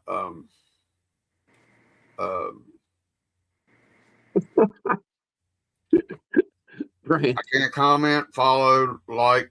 No, I can like, and I can share content. Oh. Oh, I see. Yeah. Yeah. Yeah. What he was showing you is those Injuras. Oh, yeah. They come with their own little screwdriver because it's actually a 0.7. Or no, 0.9, excuse me. 0.9. 0.9 Phillips. No, 0.9 driver instead of like a 1.5 or the 0.050. Right. You know, that we run. Like this is a, see, like this one's a 1.5. Well, this one's a 0.9, which is what this is that comes with your Endura rims. Right. It's the 0.9. Actually, this isn't even a 0.9. This is a star bit or something. Now that I'm looking at it, I've got a star bit 0.8. Yeah, this is a. And Yeah, this isn't a 0.9. This is a star bit. I was completely wrong. I don't know. I do have a 0.9, a 0.1 in my hex keys or torque bits. I do have a 0.9 and a 0.1 in this kit. That's pretty cool. It's a star bit. Wow. Yep. So I got do this without spilling it. Jeff's trying to show you too. Yep, it's a star bit. Torx bit, whatever. Yeah, Pat. Yeah, this little kit right here. It's a cell phone I'm kit. old. We used to call them star bits. Oh yeah. Before we knew the real name. Yeah, I know. That's what I still call them. But it's a just a cell phone kit, and I'll tell you what, it's got all kinds of damn bits in it: Torx bits, star bits, different size, Phillips bits, straight bits, security bits. I mean, all kinds of weird shit.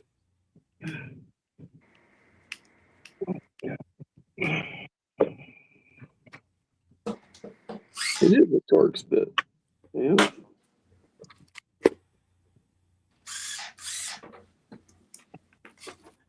But If you lose your Torx bit, your 0.9 will fit. Right. Because I had forgot that it came with this, and I actually put it together with that point. Put this one together with the 0.9. Oh yeah. And wasn't even thinking about it. And then when Jeff showed that, it was like, oh yeah, I forgot about that. And then after I looked at it, I realized it's not even an Allen; it's an actual Torx bit.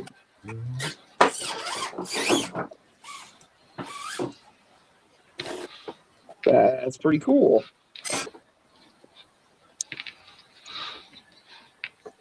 Yeah, I put one together. Okay. You're tiny. Damn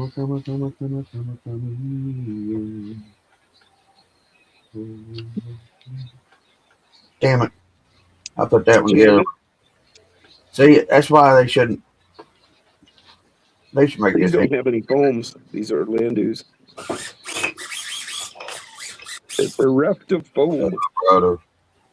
Hello, Father. Greetings from camp. I am water. Brook is good here. Pot is better.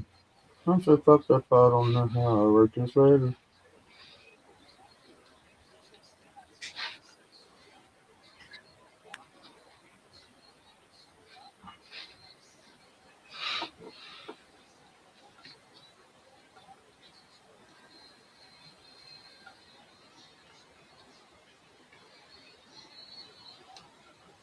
Okay.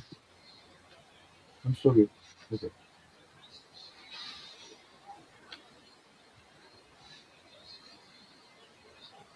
Brian.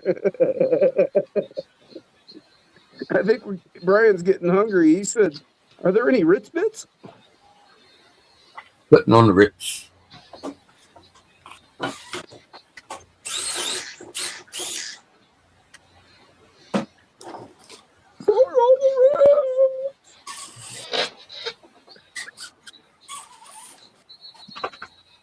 Young Frankenstein.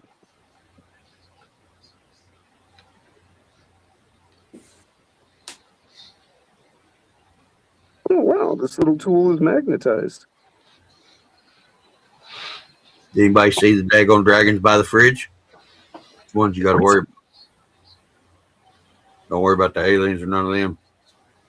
Dragons by the fridge is the ones you got to worry about.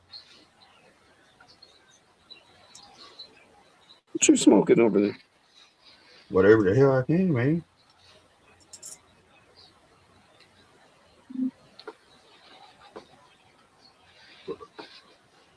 Nothing good except for some tweeds. I'm about out of it. That's the reason I had to quit smoking with you.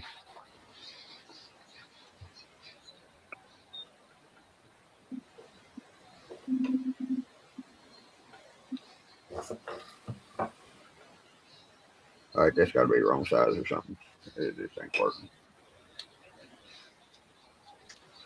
That's what she said. Yeah, there you go. 2. I'm performing magic here. I'm doing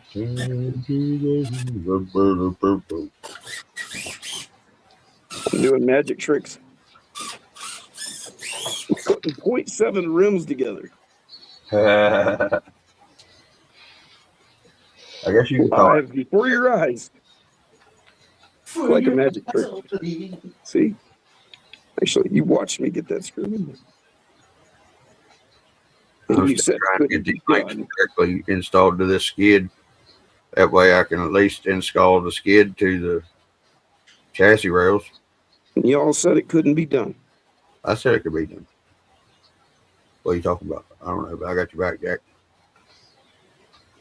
Putting these together. Let's do that.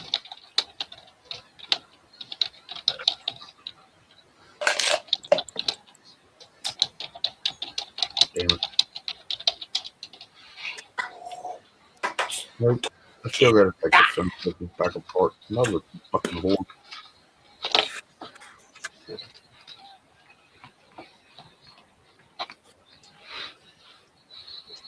Yeah, Jeff said, got one mounted, 3 more to go. Yep, I'm on my second one. I think I'm going to take the head start. a cigarette and watch David run that car around that rock.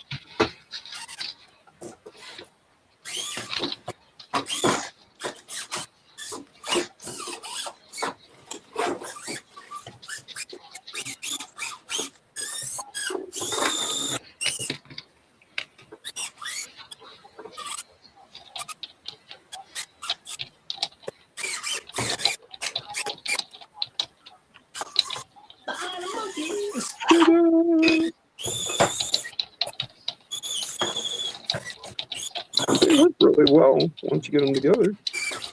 Not that hard, really. Tire. Rim. It's got screws in it. Woo! Woo! All right. We got in a ring.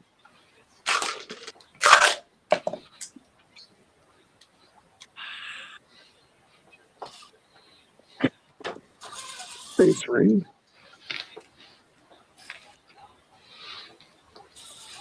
I'm probably gonna fuck this up now that I'm actually talking about it right in front of you. Caleb wants to know how those rims are, Jim. Tiny. Hang on just a second. Let me I will show you. So get that screw on here. Oh, careful. Yeah, all right, got the screw on. Find the hole.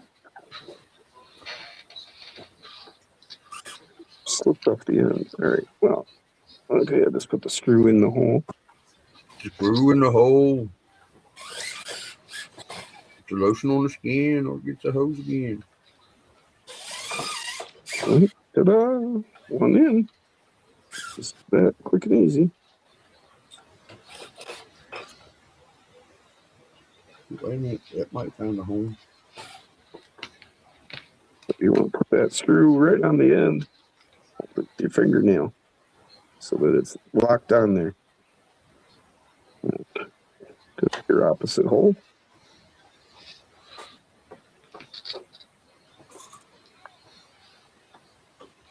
Now you're in. And that's two.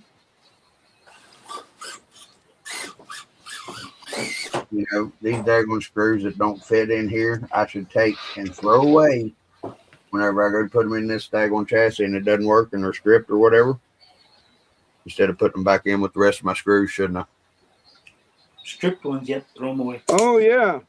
Matter of fact, I've talked about this at some point quite a while ago, but good time to bring it back up. If you've been running, if you've been running a rig for any length of time, and giving it quite the abuse, you may want to consider going and replacing all your screws. At least all of the ones that are going to be taking the serious abuse, all your link screws, all your shock screws, any of that kind of stuff.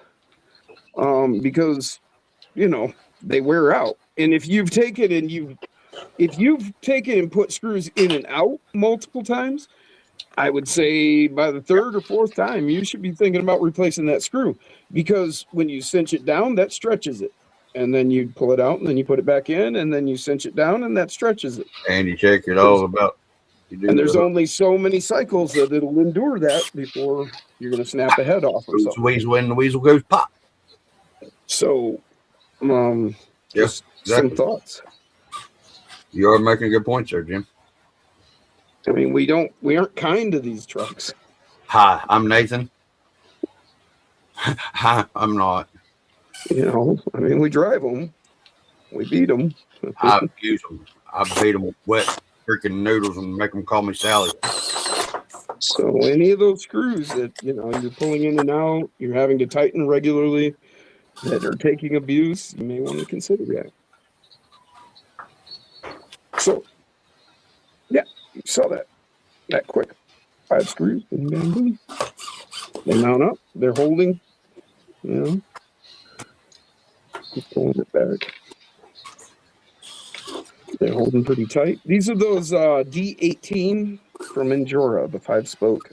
That's why I got them. Wasn't even thinking about the number. The number indicates their outer diameter on your bead lock here. So the face of this ring, this bead lock ring you're seeing, is 18 millimeters. They make a D19. Obviously, that measures 19 millimeters. And so that makes a difference, because if you look here, the inside of the lip is 17, and then the outside of the lip, this ring here, you see right there, that's at 20 mil. So these 18s aren't going to work on that. I got those for these tires, but that inner diameter is 18 mil. That gives me a millimeter of lip to grab hold of. And you're trying to center that, and it's just not going to work. So I'm going to have to, I was looking at some Mias rims. They look like they're 20, just going by the measurements they do offer. They didn't actually offer a 20, they didn't give that measurement on the rim. But the measurement they did give may lead me to think that it is 20 or 19 and a half, maybe, on their beadlock ring. So much better for these tires. These are those Red Spider Klingons for the 0.7. So very nice tires. I really like these. They compare to, I would say they are softer than this Pro line. Really? Yes. Hmm. And this is the stock tire that comes on the K10. And it's softer than that. Just feeling it, getting, Right. yeah, I would say it is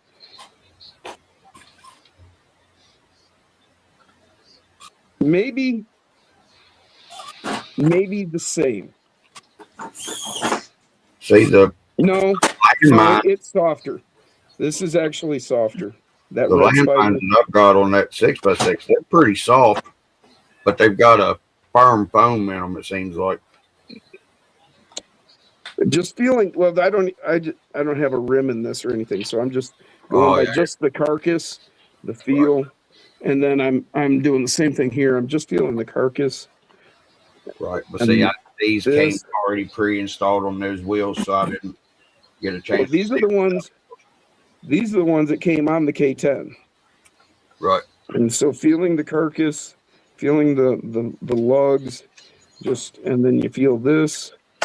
This is actually a softer compound, I think. I hear you. I mean, not sticky. It doesn't, they don't seem to be. Yeah, we were talking about that earlier. As soon as you pop it loose, it's just boing.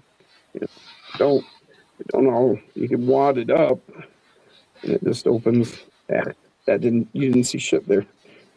Right, but like you were saying, yeah. So, but the softness, oh man, I can't wait to get some rims on these. These are gonna be awesome.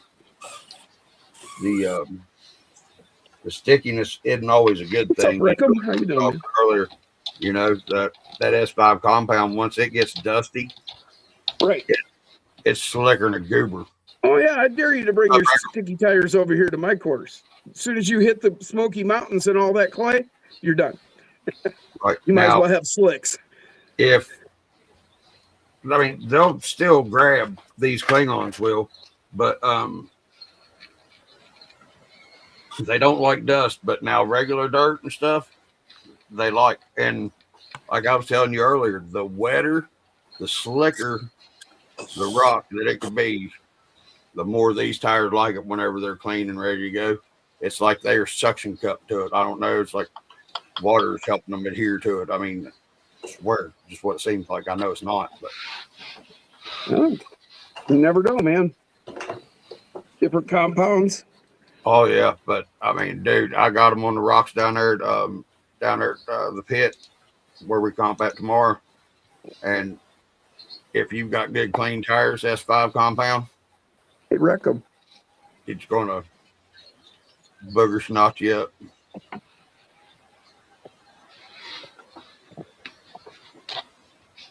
Wait a minute, I can leave that in there. Just change.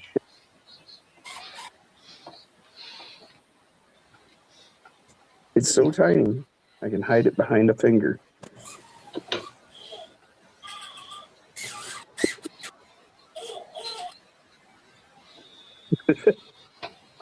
That's the new comp chassis from Mofo. It's got the Mofo aluminum transmission, brass skid. All right, Zoolander. What rig is that anyway? I never did pay attention the other day whenever I saw it. What rig? What? Oh, the one he's driving. The Spider Monkey, man. I know. Which one is that? I was high the last time we talked. You talking to me? Yeah, I'm talking to you. I said, what up? I said, what is that thing? I said, I don't believe I paid attention whenever you showed me last time. Oh, I don't know if I've ever showed you Spider Monkey. I saw it on a live. Good but job. That's about it. I don't remember much. It's been a rough week or two. Yeah, this is Spider Monkey. This is the one Alex showed me how to push my steering servo back on the what do you call that? S&D, whatever. BSME? Your servo mount? Yeah. Best servo mount ever. Far back that servo is now. That's badass. That is one of the great things about that servo mount that everybody seems to always forget. Yeah. You're fighting with clearances or something, and it's like, well, how about you just move it back? And I've said this to myself more than one occasion. It's like, man, I can't get it. I gotta shave the. Well, wait a minute. What if I just move the mount back? Duh. Spider monkey. I'm gonna get a drink. I'll be right back. Ugh. The hand model shall return from the zookeeper. From the zookeeper's duties. Wow.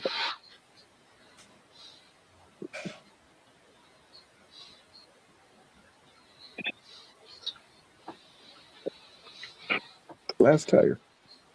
I really don't like. See, I'm going to do this one-handed. I don't like having to be responsible for putting my own parts together. And See?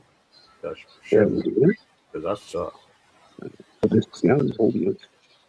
Gotta cheer that cotton mouth, man. What? Now we're together. You said something, David. Did I say something? I missed the hole. I hate when that happens. Wrong hole.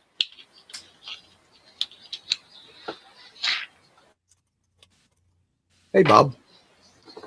Hey, Bob. Now I done did it. Bob's RC. Bob's RC. Bob's RC. Spider monkey.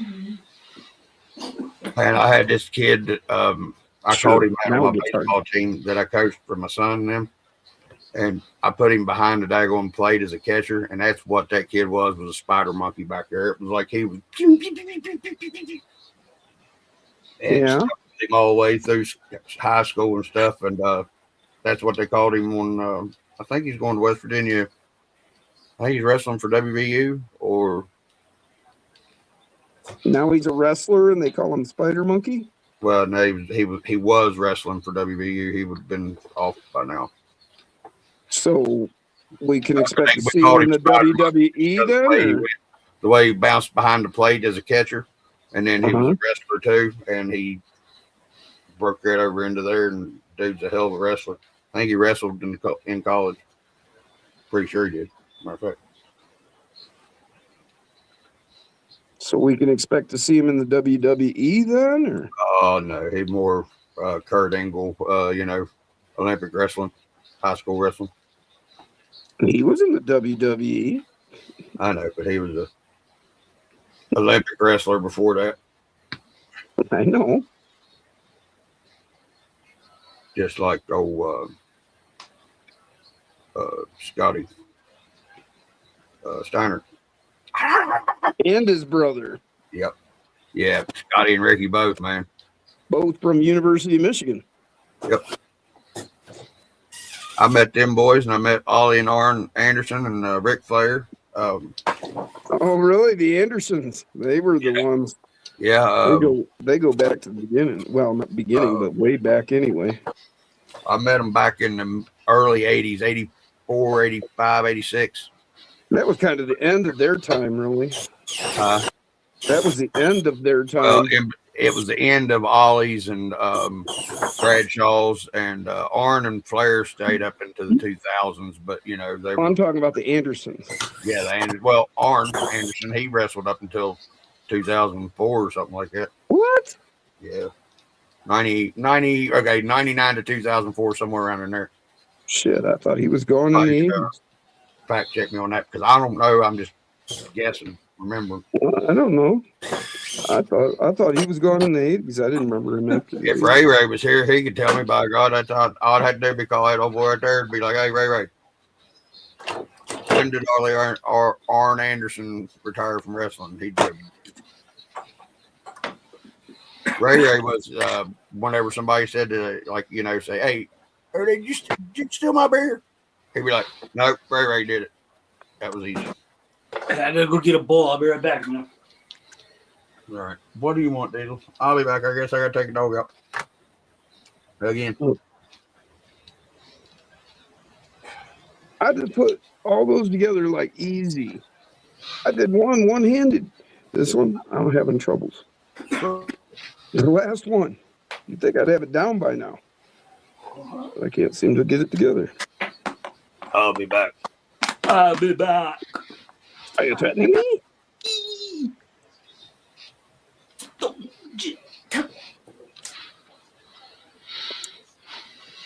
Yay! I finally got it. Why don't you get that first one started? Come on. Close enough, Bob. Happy birthday, man. 42 years old. Oh, 5 months. Oh, I thought it said 5 hours. Well, that's not close enough. We'll get back to you in 5 months.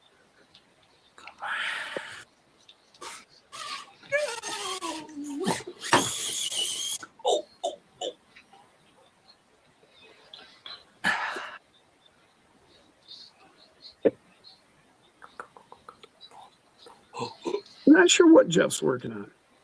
I think he's putting tires and rims together. Same rims, different tires. I think is what he's working on. Now I remember. You got to give me a minute. My memory is like, slow.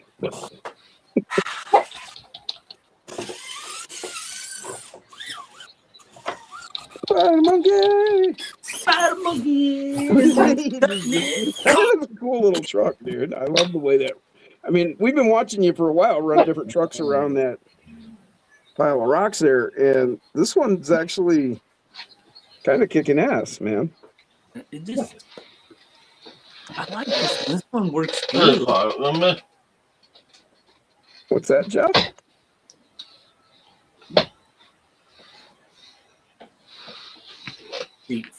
Like that.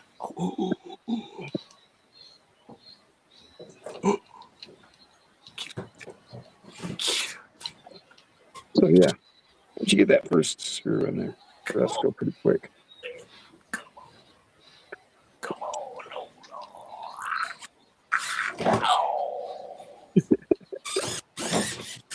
Come on, baby. Spider monkey. Do a twist. Come on, baby. Let's do a twist. Good little trucky. Good little trucky. Do it like this.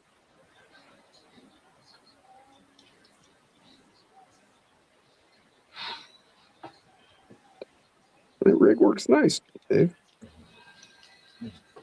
Yeah, it's running pretty good right now.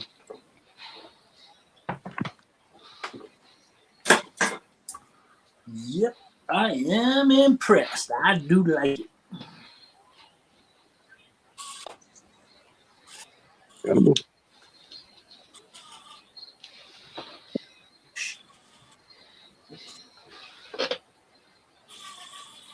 Hell, I didn't even use my magnifying glass.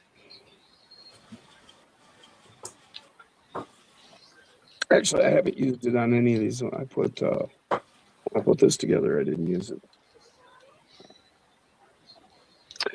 I have found you do not, under any circumstances, want to work with these, like, say, in your lap, like we've been doing, where you're sitting there at your desk and you pull it down into your lap because for whatever reason, I don't know.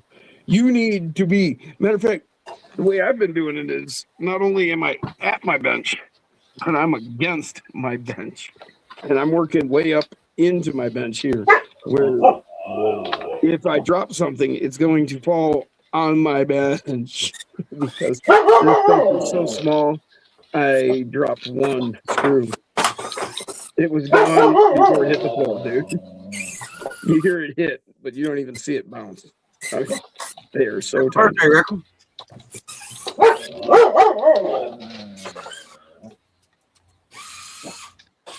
Candy.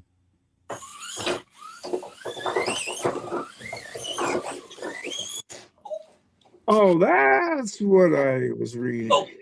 Well, now I understand how I got hours up, as I saw Rackham say it's not for a couple of hours. That's how I got that one. Oh, wiggle. So your birthday is the 28th, huh, Rackham? That's funny. Yeah, yours is the 28th. Brian's was the 24th, right, Brian?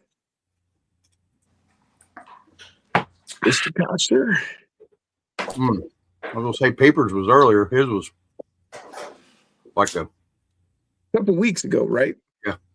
Yeah. There's a few of us right around this time. Mine was the 21st. There was like 7 of us born within 4 days of each other. My stepdaughter was the 26th.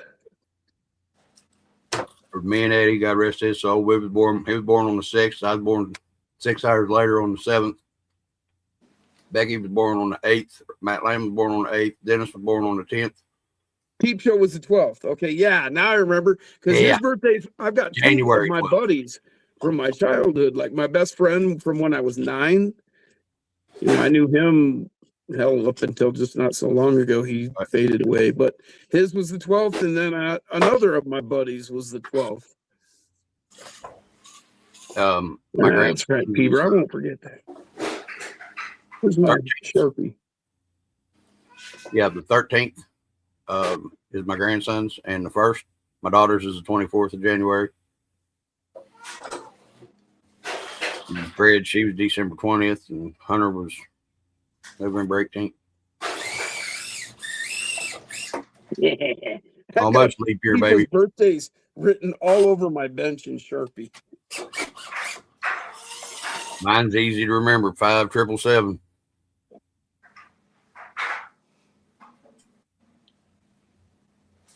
So May 7th? Yep.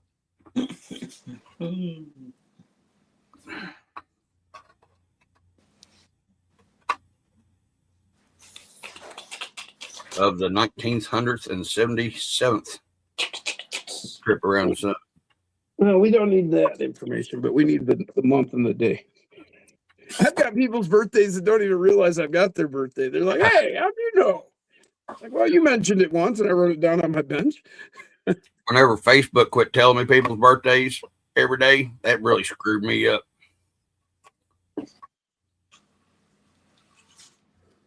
Rackham said 28th, actually really close to 29th. I was born 8 in the morning on the 21st. Saw my actual birth certificate from the hospital, and it said the actual time on it. And it was exactly 8 o'clock. I mean, like on the fucking hour. The only time in my life I've ever been on time. Right. Because everybody that knows me knows to tell me. And, you know, like if you want me there at 10, you better tell me, hey, be there at 9. Yeah, no, 9. You tell me 9. Yeah. You want me there at 10. And I've got a buddy who actually pointed this out to me. He's like, dude, I always tell you an hour before. Because I showed up on time one time, and he's like, what are you doing here? And I'm like, well, you told me to be here now. And he's like, yeah, but I'm not going to be ready for an hour. And I'm like, what are you talking about? He's like, I always have to tell you an hour later. I'm like, yeah, you're right.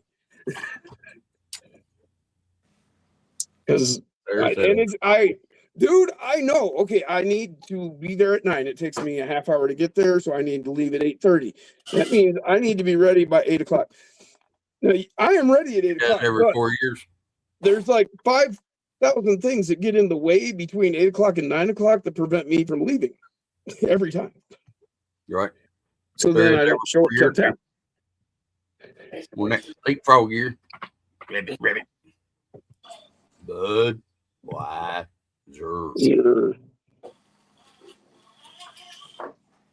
Putting it on that JLU. Hell yeah. Bud.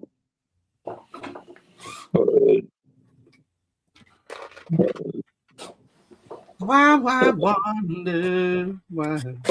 Steer it away. My little Bud. Right, I need to get my shit ready for tomorrow. Damn it. I forgot. He's not picking it up. From the case to the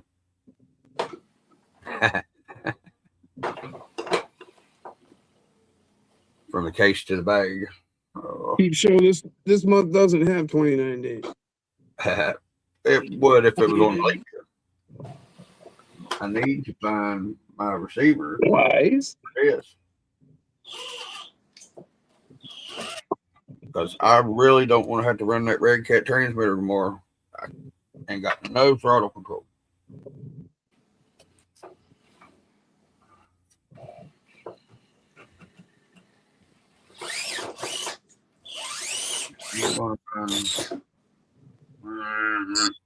Yeah, me too, Jeff. Jeff said I got all the screws done in the rims. Me too. Yeah, I saw that. That's awesome. I mean, I'm telling you, boys, them damn old little trucks. I'm bad enough with these damn 24s. I could imagine dealing with that shit. Dude, you just see me do it right in front of you. I know. It's magnifying glass or nothing. I know, but I don't have a good like I said, I don't have a good magnifying glass at the present time. But I didn't even use one.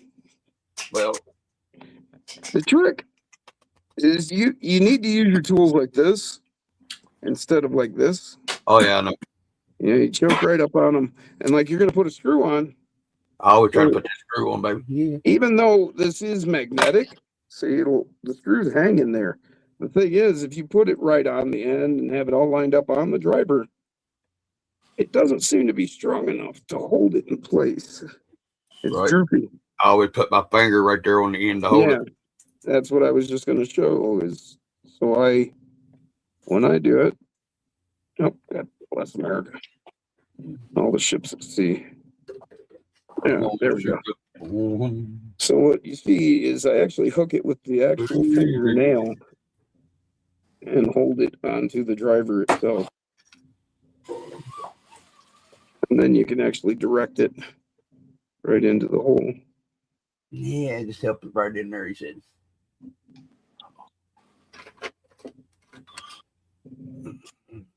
And I'm not talking to you guys that are like, yeah, I know. I'm talking to those who don't know. And are still trying to figure out how the hell to do this. Right.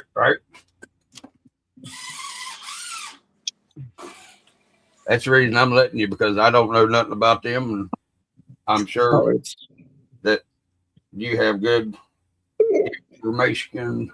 This ain't no different than you've transferred this over to how many other things you've built throughout your life, and how did you hold the screw onto the screwdriver, or whatever, I mean, and how did you have you worked on a car? Yeah, you've worked on a car. So you found a place where you couldn't see or you couldn't reach, where you had to have the fastener on the tool, and you had to figure out how to get it there. I mean, we've all done that, Everybody that's in this hobby has had to figure out ways to make shit work in their life, That's the great thing about this hobby, it draws on all those things you've been doing all your life anyway.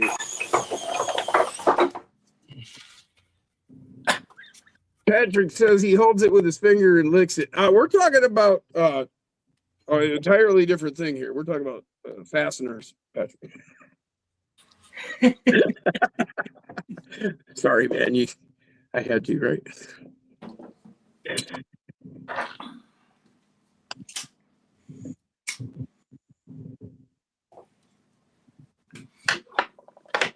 All right. When you do that right, she squeals, right, Patrick? I got to find damn radio link receiver.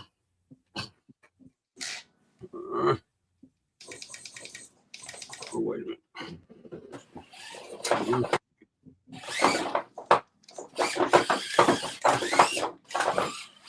Now.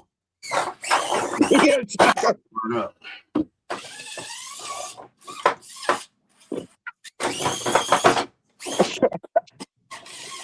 I need. You hit the nail right on the head.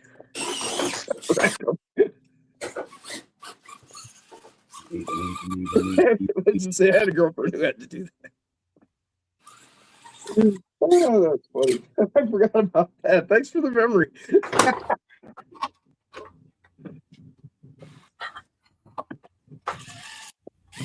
Oh, I wonder how these are. Damn, I can't use that with fucking standalone receiver. You cocksucker.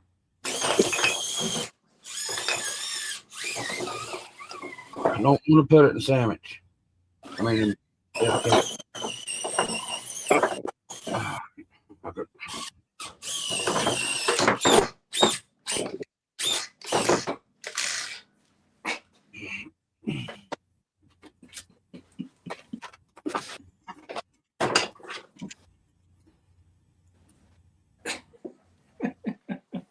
There's that. No, somebody, I was looking at rims today. Somebody has a set of rims out there. When you get the rims, they actually give you the rim comes with a hex, like our standard hex, but they come with an adapter that you can slip into the hex that will then fit the 30 axle. I can't remember who it was. I saw that too, and I couldn't tell you exactly who the heck it was. I want to say Mias. I was going to say that as well, but I wasn't sure enough of myself to say it, to be honest. But it's a 30. About the boat I was in. I looked at so many rims today, I can't remember who it was. But yeah, that kind of sounds about right, David. I'll agree with you. Yeah. And I think it's a 5.10X. So there's the rims I just mounted. That's one of them that's either burn up or don't work. God, it's clear.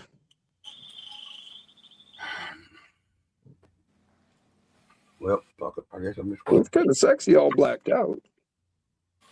What you got, Jeff? You got to start blowing yourself up, dude, so we can see. What's he got?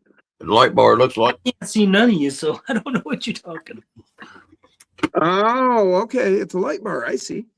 Oh, I think Andy got one of them. Yeah, an actual light bar for the JLU. Yeah. Okay. Very cool. Over for 6x6's light bar out there a while ago. Oh, there he's put it on the chat. Cracker Coal Company strip mine. He said it isn't that cool. What? Oh, isn't that cool? Yes, it is. It is very cool, dude. I need the link to that, maybe. I'm thinking, probably. The worst part about it is like you kind of need to like take the plug off so you could pass the wires through the body, I don't know what kind of hole I don't know. I'd hate to make a hole big enough for that plug, What? That tiny little body. Oh, I see. It doesn't have a plug. Okay, it's nice. It's already unplugged. Excellent. That's cool. Excellent. Yeah.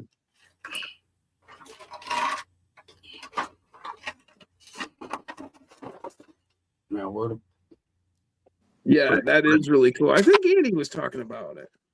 Seems like Andy said he had one.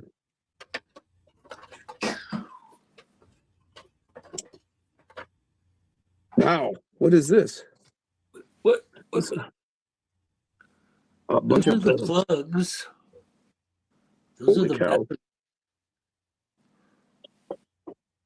Oh, it's okay. It's like some sort of splitter, it looks like. Oh, I see. That'll plug in the regular lights. So small plugs for the regular lights that transfers into your standard servo plug for your receiver. Got it. Lights, dude. Wow. All on one. That's cool. Oh, excellent. Eric just sent me pictures and then you got 1, 2, 3, 4, 5, 6 all on one. Yeah. So you got your front and your back, and then you could add in that light bar and then maybe something else. That's cool. Excellent. Very cool, Jeff. Thank you. That's a big plus. Hey, there's Corey McKenzie. Stone Jim Drive. Corey.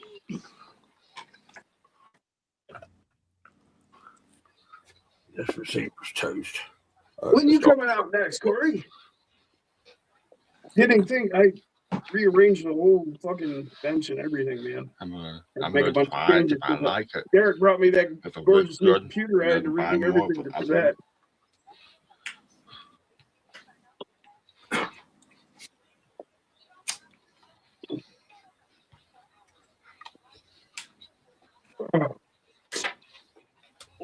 But this will be the view from my computer. So, of course, it'll be the backdrop. There you go. I got the corner computer back in that corner. It's right there, Corey. It's all looking really good, Jim. Looking really good. He's got me so low. Here, let me. No problem.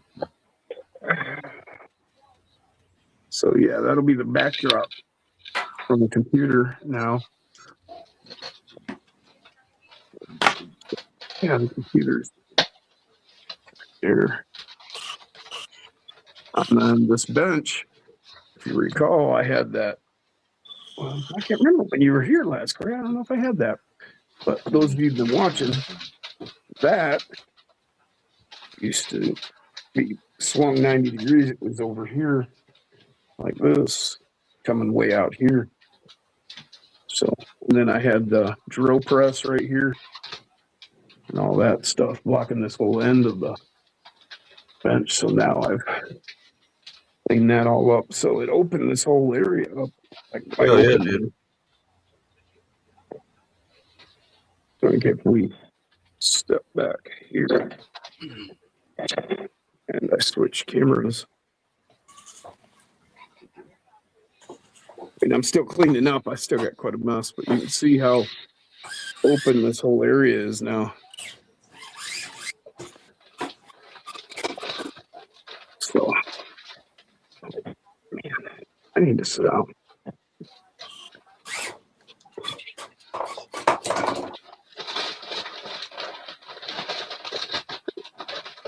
Caleb's back. Yeah. So, what's all?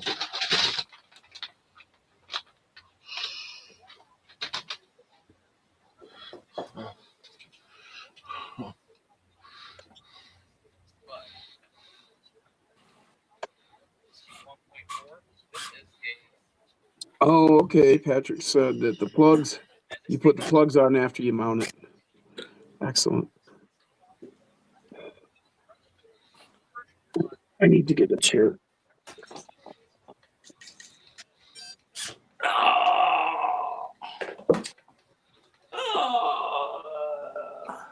Lipoed out. Lipoed out. Lipoed out. I hate it when that happens.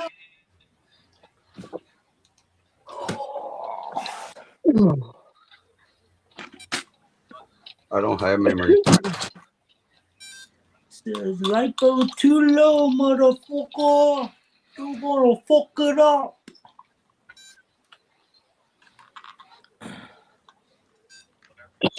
Is that what he said? That's what that thing's saying. Listen. Ah, yes. And it won't go nowhere. The universal language. Yes, see. Beep, beep, beep, beep, beep, beep. Charge me, mother. Charge me.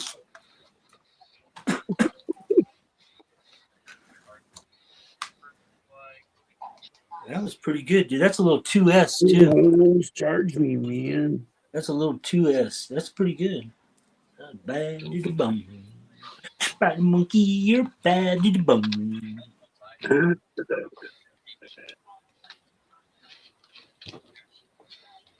All right, Patrick, we'll catch you later, man. Have a good one. Thanks for stopping in. Have a good one.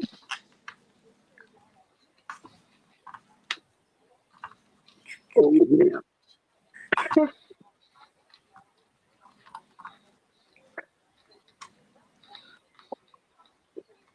This weather changing back and around and everything is killing me.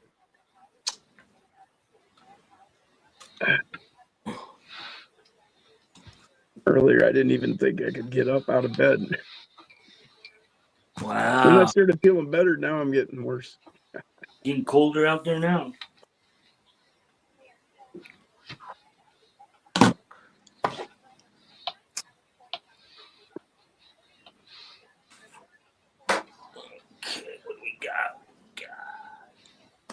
Corey's starting to like his 30 now that he's got one that can slow crawl. He was having issues too. There was a few people that had issues with their K10.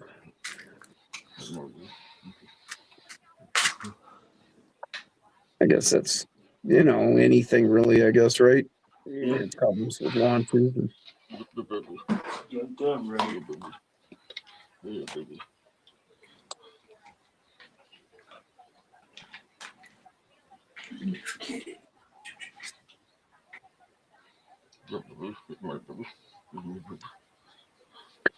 Corey, were you here earlier when I showed, where is it? The Piranha? The Mofo?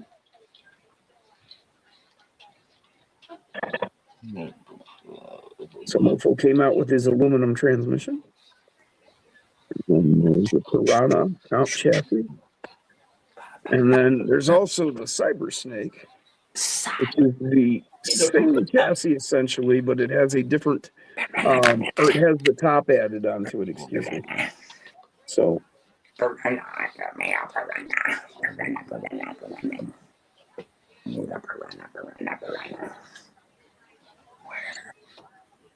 you see, it just adds a top to it. Essentially the same chassis. So that sounded a little demonic. Reminds me of that little girl on Nemo. She's in the dentist's office. Yeah, I was thinking Exorcist. What's my Skid plate. There's the transmission. Whoa. And he's got his axles. Full axles.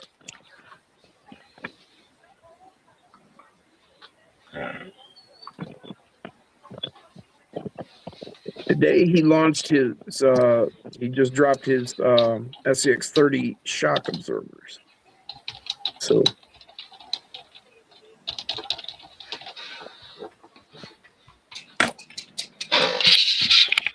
Absolutely, Corey. That would be really cool, man. Like I told you before, man, I have a spare room.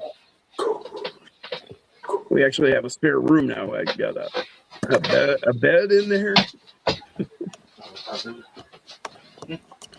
Last time he had to crash in the recliner. Although Andy crashed here last weekend and he ended up sleeping in the recliner. That recliner is pretty comfy.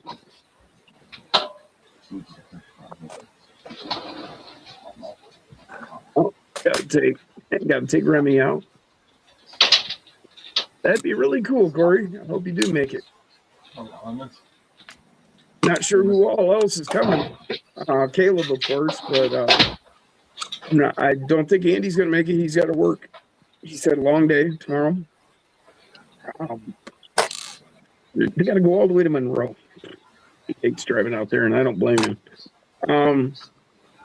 Dustin said he may or may not. Fred wasn't sure. Steven's mom's birthday is today or tomorrow. I can't remember. So he's taking her karaoke. So he won't be here. Tim might show up. We'll see. And I haven't heard from anybody else, like outside of the regulars there.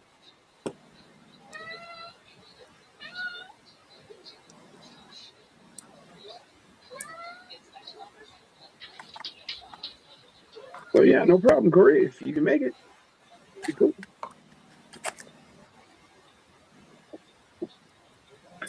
That's why I didn't play basketball.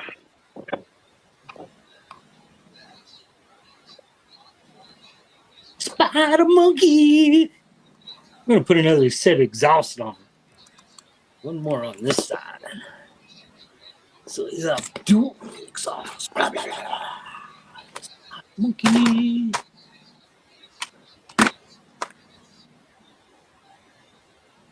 All right.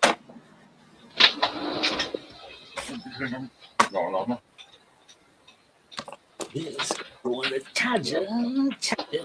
Forget to take your caps off. You know, Can't use that as a one-word sentence there, Corey. You can use I'm. That's a one-word sentence. Like I am. I'm. But I have don't work as a one-word sentence, man.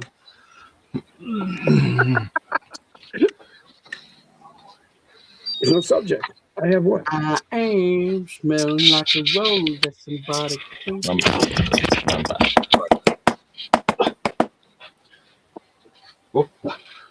On your deathbed. Oh, that was just under. Ooh. 380. 380 got that lipo down to 380. What? Woo. 380. Yeah, got all the way What's down that? to 380 on the 2S lipo. Oh, Well, okay. you drained her, son. Yeah. 200. It was down to 3.80 volts. You should stop at around 383, 385. You should stop. Oh, You really? got down below it though. So I shouldn't take them down to 350 like I usually do? Oh yeah, no, you can. No, you can. Yeah, you can take them all the way down to That's where mine usually conk out at about 350. 350. That's about right. 350 couple, I don't know, but yeah, 350. Huh. No battery was just a little warm too. It wasn't that hot at all. After all that whole time driving it. Heck yeah, man. Corey, bring your dog if you want. You know I've got the fence and, more than welcome to bring that dog along. Corey rescued a dog this week. Oh, yeah? Cool. Hell yeah. Yeah. He didn't mention it, but I know this. He let us know in the wolf pack. We got him a new buddy. So yeah, you don't have to leave that dog home. You can bring him with you. That's the way I had Diesel to begin with. He was going everywhere I went. And then he got used My to dogs with mom. My dogs always went everywhere with me, dude. Squirrel did. He went everywhere with me. At one time I had 3 70 to 80 pound dogs that traveled everywhere with me. I had Bo, Gunner, and Brandy. 150-pound Boreable Mastiff. He went with me everywhere. Since he was this big to big brown fucker that I showed you a picture of the other day. Yeah. And we can even work something out, Corey. Like, if you're not sure about the dog or whatever, I've got kennels, so we could like even set a kennel up in that spare room or right there, For so the him. dog could be in the kennel right by you, so there's no problems at night. And down here, if the dog has an accident, it's not a big deal. We can clean this floor, no problems. So yeah. It's a little Yorkie something. It was I seen a picture. It was cute. A Yorkie mix something. I wish y'all could have seen my step grandpa's miniature Yorkie put a damn blue merle Great Dane flat-footed, from standing flat-footed to standing on top of the F-650 Ford rollback.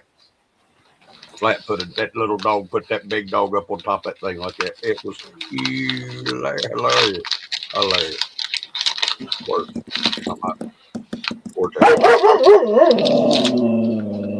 Dang, still receiving mail, Jeff? It's pretty late to be receiving mail. Maybe it's Avon calling. Avon. Across the floor. Could be. I didn't say Avon. That guy did. Can't you see that it's late at night? I'm very tired, and I ain't feeling right.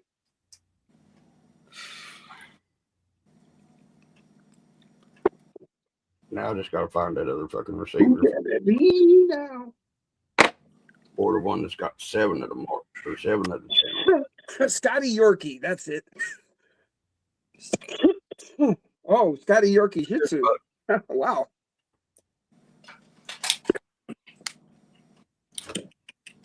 Let's try this one more time for the fans at home.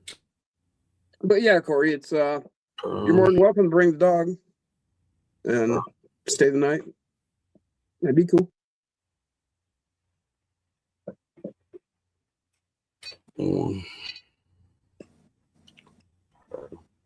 Like I said, oh, damn it. That one's not. What? This one tire didn't bead. I missed the bead on this one tire. Huh. Let me see right here.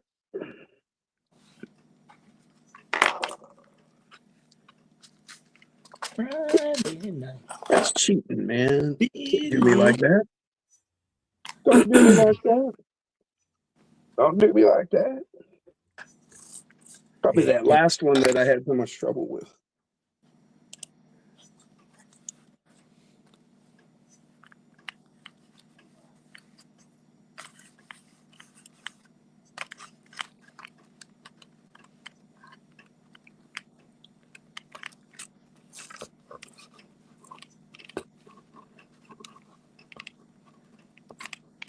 Oh yeah, and you can't just like loosen this and get it back in there. No, these little guys, you got to take the whole thing apart. Apparently, they're just cheating. It's dirty pool. That's what that is. That receiver's fried. What's that? Chicken fricassee. That receiver's fried. I'm trying to find other radio link receivers, and I don't know where the hell they are. Oh.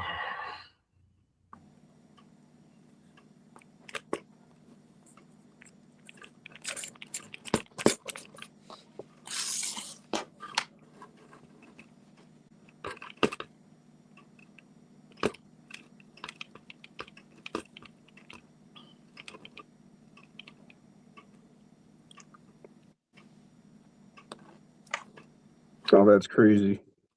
All I had to do was take the screws back out, and like now it's all reseated nicely. I left one in, loosened it way up, and now it's all reseated. Now I just gotta put it all back in. That's what she said. Mm-hmm. I did order that Mia's dig unit though. Did ya? Oh man, I want that so bad. The chassis or just the dig unit? No, you have to buy it all. Yeah. Yeah. No, I want that, man. That looks. You got it, right? I mean, Dude, this is the only one out there that I know of. The first dig unit, 24, like a real dig unit. I mean, they've had other stuff that like was 3D printed that people have come up with, and it may or may not have worked good. I don't know. I mean, it was all that. It didn't go anywhere. I mean, I don't know. But we're gonna see. I ordered it, so we're gonna find out. Yeah. Oh, I'm definitely gonna have to get one, unless like you end up saying that it's like garbage. But I somehow doubt that. I mean, Mia's looks so really far good. it's proven to have good quality products, man. It looks really good. I hope so, because it'd be cool. It'd be expensive, but fuck, it'll be cool. What was it? $100. Well, yeah. That's not any more than you paid for other chassis. Nope. And all they are is a chassis. This is a chassis and a dig unit. Dude, you get everything. You get the dig, you get the servo for the dig, you get the brackets, you get all of it. Everything. Yeah. So it's like, well, for $100. Yeah. That Mia's dig unit. Yeah, I watched a trade video on it yesterday or today. Yeah, it's a carrier bearing is where the dig unit part hooks into right beside the servo. That it looks all right. It looks a little high the way they got the servo mounted, but I guess you can mount the servo either way because they set it up that way. That's the way they set it up. Right. I was thinking they set it up. He was standing up or laying down. You could, Nate. I figured you could. Yeah, you can I do didn't anything. look at it that well. But I mean, they have it set up pretty good. Trey did say that he did have one problem, and Matt did too, about that return spring back there being awful flimsy. It broke on him. Matt said it did too on him. See, I didn't see that. but I don't I didn't know. see no spring in it. Yeah, back on the backside, ship by the carrier bearing part, where it actually pulls it loose or locks it. There's a return spring, just like a coil spring. It's on it. So The Corey helper and Jeff are talking about cats and dogs here. And Corey said, surprised my cat hasn't beat the dog up yet. She's being nice to him. And Jeff said, that's good. And he said, the cat is a little rough with Remy at times. Brian said, if a Shih Tzu and a Bulldog had puppies, they would have bullshit. Hello, Mr. Bill. Then Corey says, Jeff, my old cat would scare my 90-pound Staffordshire pit. Yep. And I'm not kidding whenever that little Yorkie put that fucking full-grown Great Dane on top of a damn rollback on top of the cab. Flat-footed, son. Little Peggy put that son bitch right up there. I mean, hello, Mr. Bill. How are you, Mr. Bill? Hey, I'm working on something, Mr. Bill. Bill, Arizona How you doing, Bill? The man with about 300 fucking Instagram accounts. I'm working on the he's got too many, dude. Way too many. And I'll show you there you go. For that build, but there's the body. It's going to go on those Muse links and axles, Mr. Bill, and the Spec chassis. Meet Ray. Got my Piranha together with the transmission.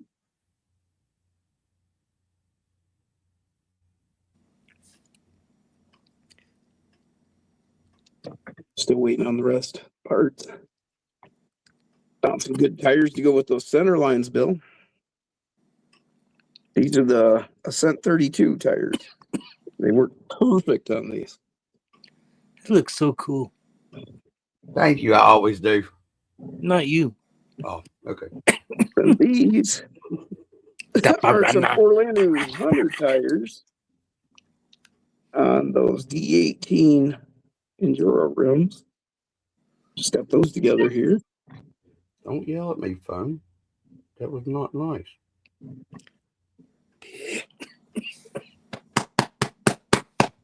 Damn. Excuse me. But the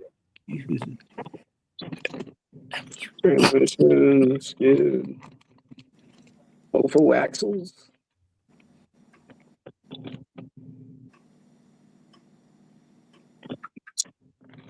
So that'll all be coming together.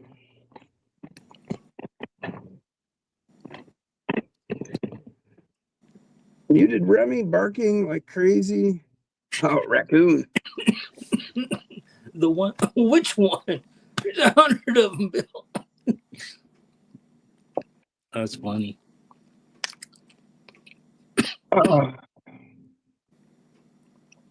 Bill said he only uses the one. Yeah. I don't know. I think I have I already have him as a friend. And then I got another friend request, and it's like a totally different account. And I was like, well, I don't know who this is. What is going on? Then I looked into it. Red Spider Klingons. These are really nice. I mean, probably the softest 30 tire I've found. Yep. So far. Okay, only those two then. Okay. But you need some of the bigger rims. These V18s are only 18 millimeter diameter. The beadlock rim. The inside of that lip is a minimum of 17, so you don't have enough room to grip with those rims. The Endura D19s are 19 millimeter on the beadlock rim. And then there's a Mias pair that I'm betting on that are probably 20. Oh, real close. X-ball. So, and that's what the outer edge of that lip is 20 millimeters. So it'd be nice to be able to get that whole lip. So I'm gonna have to get a set of those bigger rims like the Mias. But really, really like these tires. This is the 1.0. I think they would work. Huh? Sorry. Are the 1.0s or the 0.7? No, these are all 0.7. Yeah, these are all 30 tires I've been talking about. 30. Everything I've been talking about, it's all 30. She used to be a 24 group. Then they came out with these 30s, man. We got to talk about them. Piranha. I got it. Dude, the People piranha's so want to cool. know it. So, I mean, that's half of what. Well, not really. I mean, I buy this stuff because I want to, but I might as well be sharing it and telling you what I know, so you don't waste your money on something and get the wrong thing. Me and Thompson was getting ready to call you the hell out on that. What we, David? Don't be jealous, boy. He's getting ready to get it in stereo, live action, son.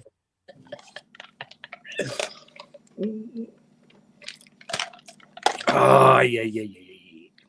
Oh, I hear you, Corey.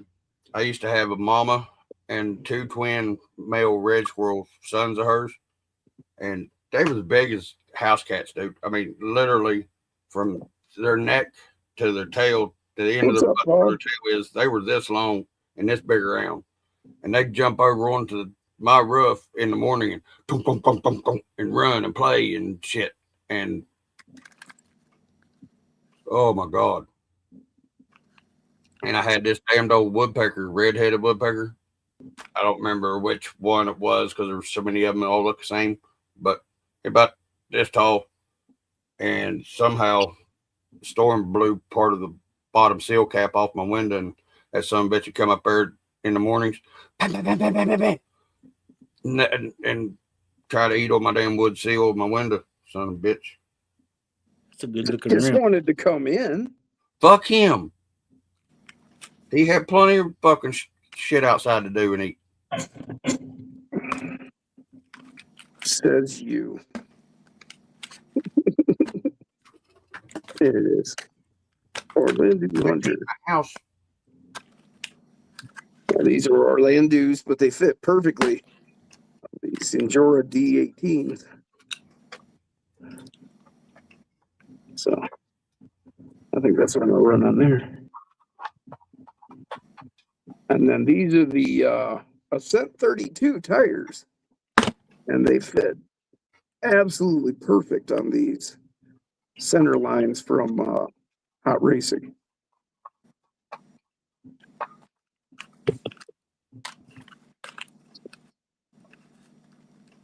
That's those Orlando's. Those are perfect on a stock. It's a stock setup. And then these are those 32 Ascent, and they actually get into that. Same here. It's actually real tight. But this is going on that. So essentially a lift kit.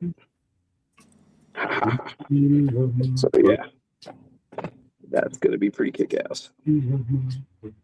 So it'll be getting those rims and tires, lift kit, brass links. I'm going to do the Mofo brass, or not brass, but aluminum. Mofo aluminum links. So it's all going to be the same color. I'm going to match up to the chassis. I kind of thought it went better with all the chrome that's on this than adding a bunch of brass, mixing and matching. So you'll have the raw aluminum, you'll have all this chrome. Or aluminum over there, over across the pond. Well, actually, I did a little research on that. And so the guy who actually was the first one, I mean, there was a bunch of people been working on it for a long time, and finally, the first guy that actually was able to extract enough aluminum to say that, yes, I have isolated, this. Right, an alloy. Right. So, well, it wasn't an alloy. Alloy infers multiple metals put together. At least right. Yeah, okay. Yeah, that's right. But aluminum, to actually prove, that this is aluminum. They knew about it, but they couldn't extract it and create enough to identify it. So the first guy that ever did, for like element 115, he actually stepped out of the norm, because if you look at like different metals, they end in IUM, Right.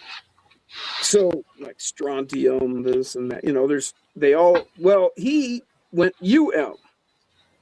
So then he went back and changed it and said, no, I changed it to IUM. Well, before he was able to change it, Webster in the U.S., Webster's dictionary, went ahead and printed a dictionary with UM. So in America, it became aluminum. And the guy that actually created it changed it to aluminium. And so Europe went with that. So there's why we have the difference. I got a new wrinkle in the squishy stuff behind my eyes. Thank you. Fuck me. Well, I was curious, because I'd heard it both ways, and I'd actually heard that it was supposed to be aluminium is the proper way. Well, turns out we're both right. We're both right. Yeah. In America, it's aluminum, and it was aluminum first. But then the guy that created it, who was from Europe, he said, no, aluminium, changed it. It was too late. We already won. America got it in the book first. But aluminium. We are the champions. Ooh. We are the champions, my friend. And we. Brian said, the redhead, what's her name? What redhead? So that's all he said. I don't know. Oh, Jessica Rabbit. Jessica Rabbit. Those damn redheaded woodpeckers, said Recco. Oh. Yeah, that was some bitch is what I call it. I haven't yet, Corey. I haven't got there, man. I'm just getting the tires. These would be the perfect ones because there's no foam in these. Oh, Corey. I have no excuse. I should have thought of that.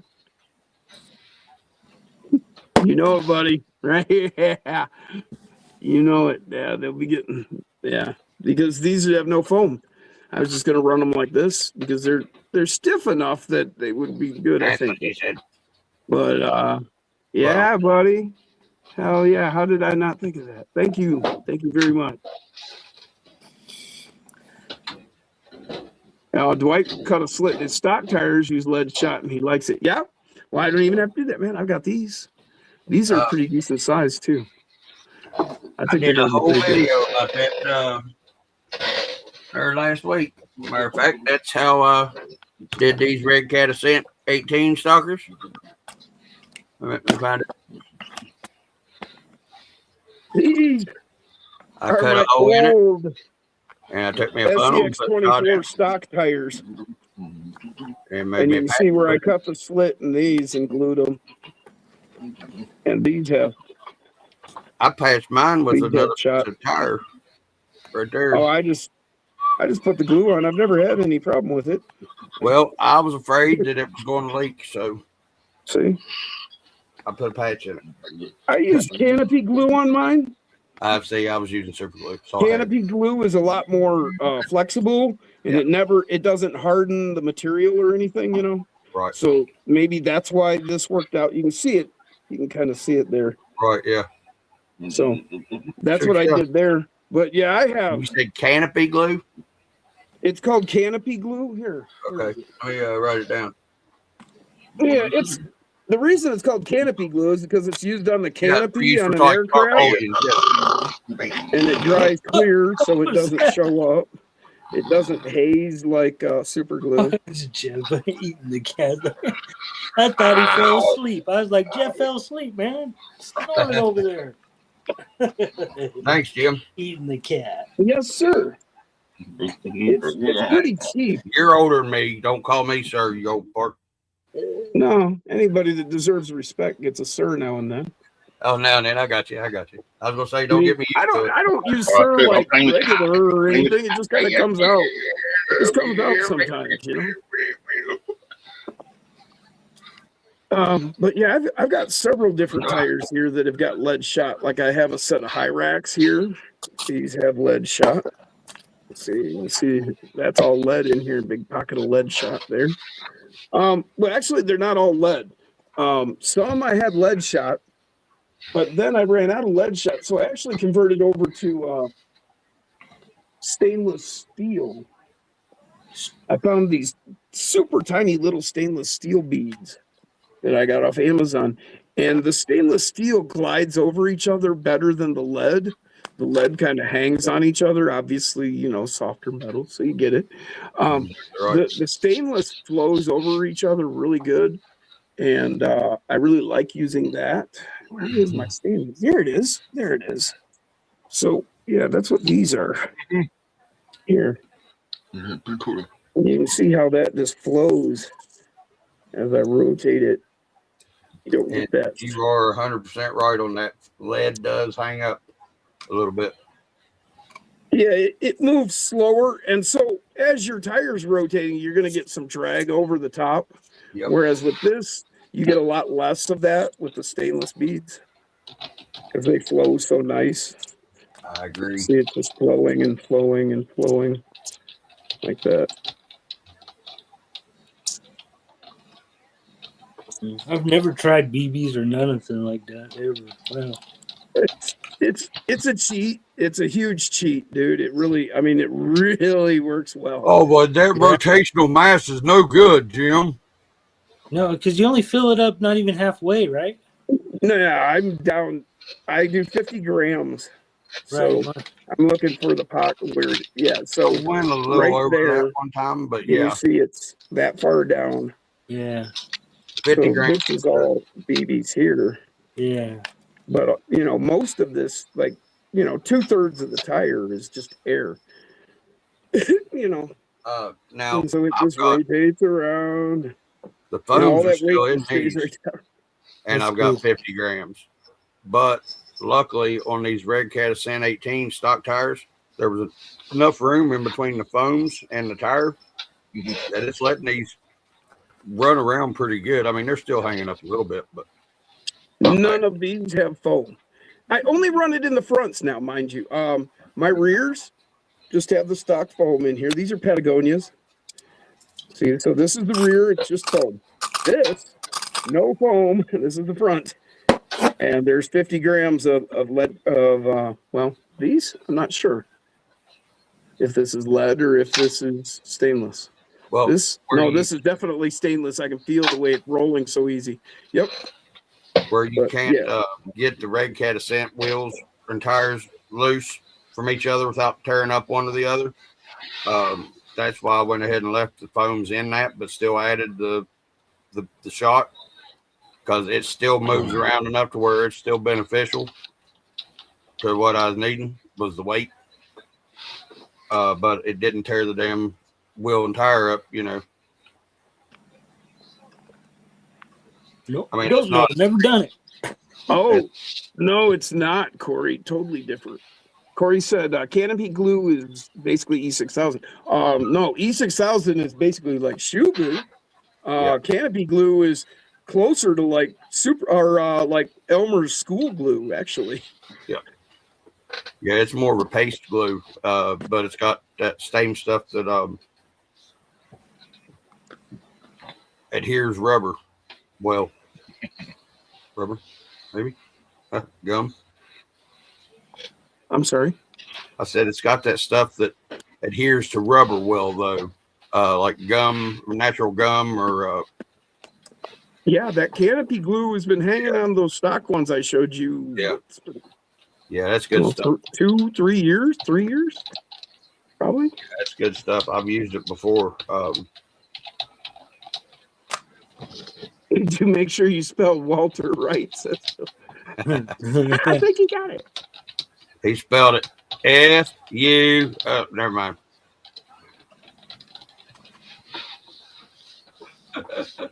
I kid, Bill. I kid. Yeah, see this. You know what? I've got these 6,000 around here, and I can't. Oh, there it is. It's over there. It takes too long to dry. So yeah, here's my E6000, and all right, now I need pliers. It's been a minute since I opened it.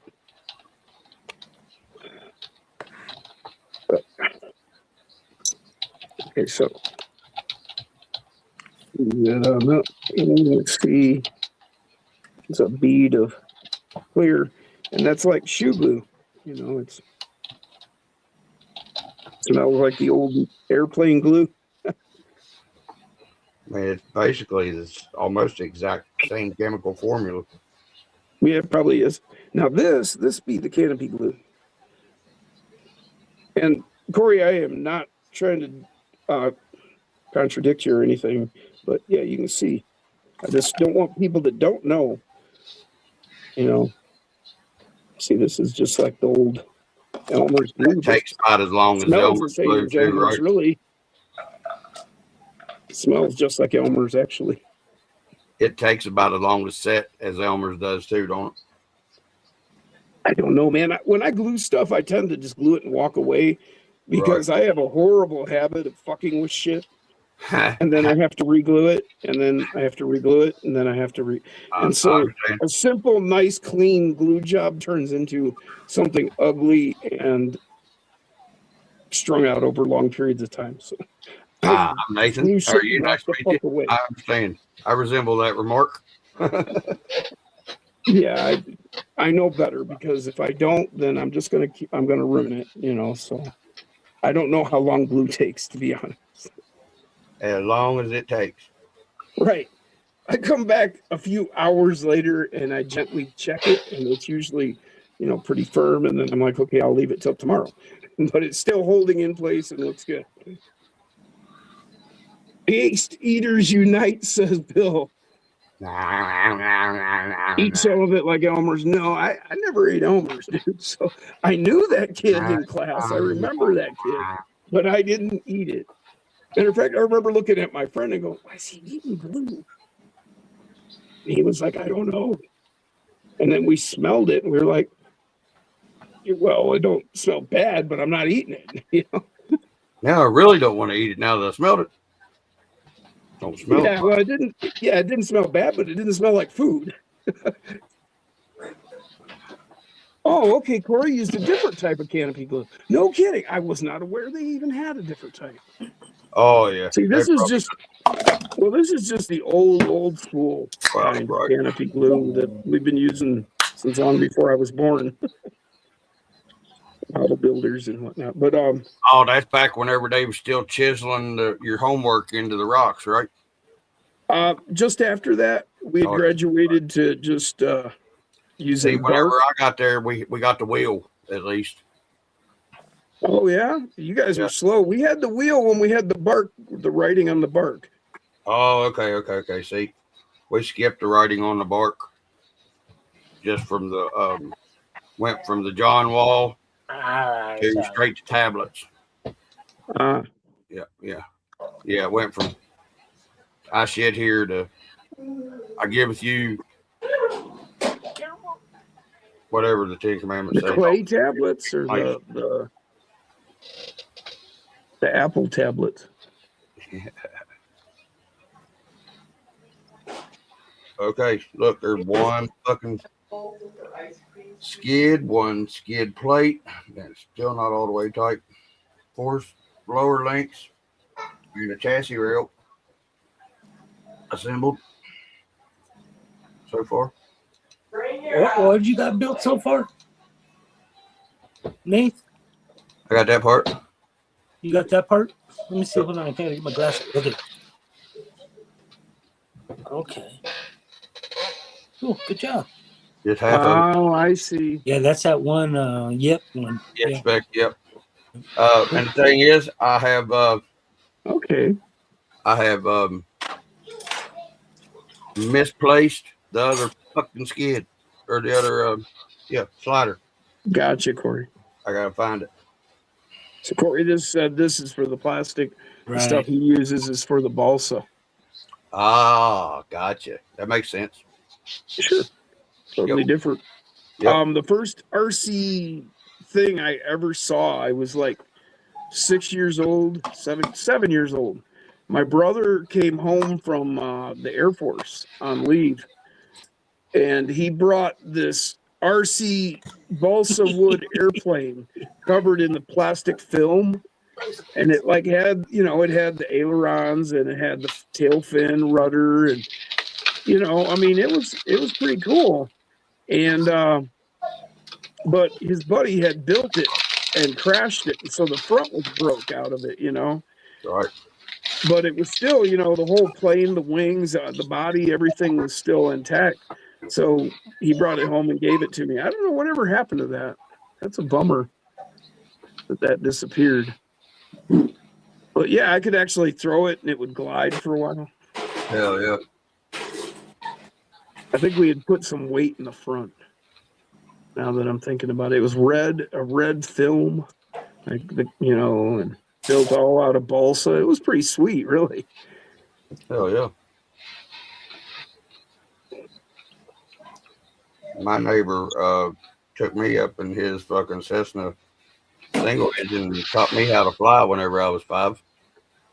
Really? That would be really he cool. let me have control of the fucking yoke. I didn't have control of nothing else, but didn't really have control of the yoke anyway. So did you pull back or push forward? Neither one. I did like he told me to because I didn't want to die. I was only 5.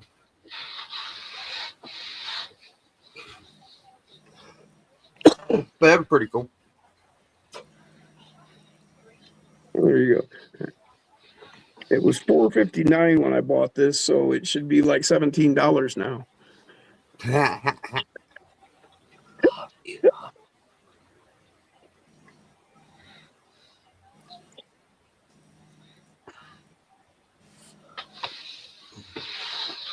Mother.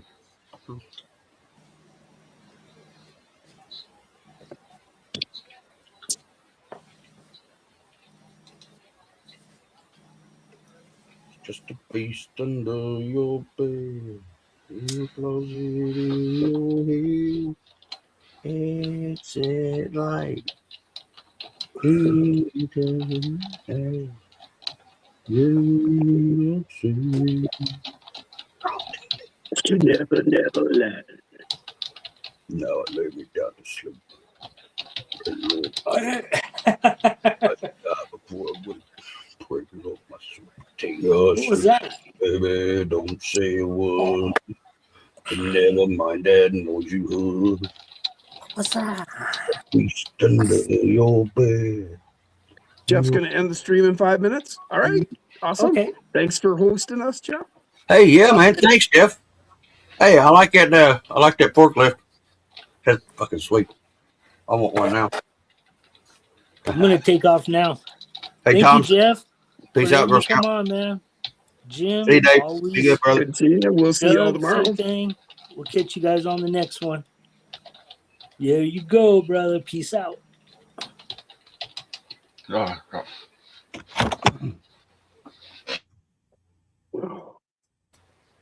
I don't know. I say, I bid adieu. Farewell. Adios. Goodbye. Thank you for being. Thanks, Jeff. Appreciate it. Jim, First thanks time for 3 hours, he said. Everybody else, y'all be good. Final being Seaport Range. You know what to do. Thank you all for coming and hanging out.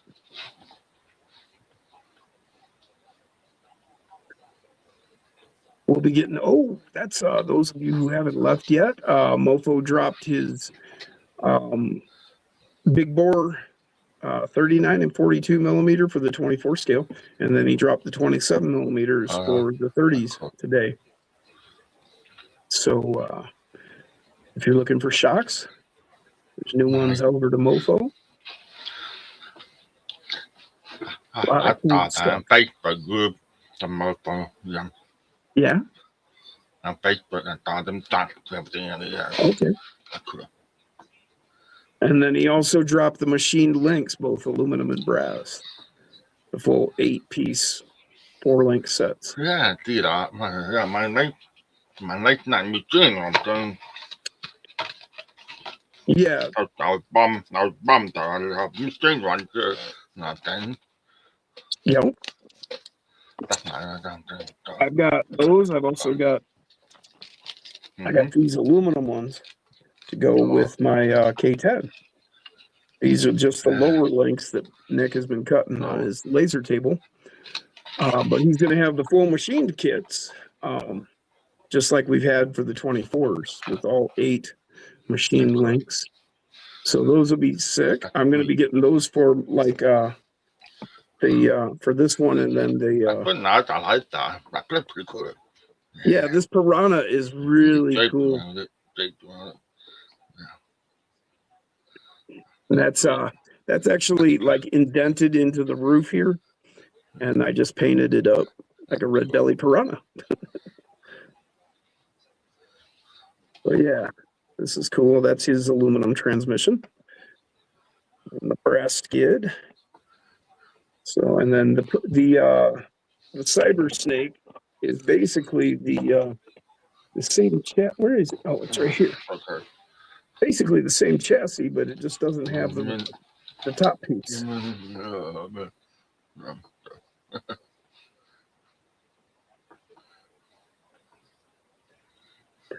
So if you were wanting to do like a, like say one of X Lewis's bodies, which he just hit me up a little bit ago. I think he was sending me a picture of my Comanche that's going to go in this. And what the plan is, what Nick's doing with these is, this will be the main, and then say you could just buy a separate set of altered different pieces. Yeah, you can see on that one, that's the Modzilla, and those are your shock mounts there. Where there's no shock mounts on this, Nick has moved it into the printed piece so that he can offer up a different set for, say, a different build or a different type of, build, say your different I don't know, longer wheelbase or a longer front wheelbase, a lot of differences that he can definitely do some different cool stuff.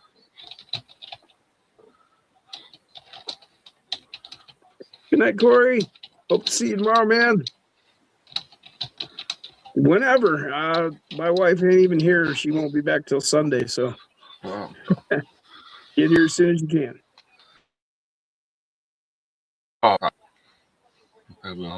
Okay. Well, have a good night, everyone.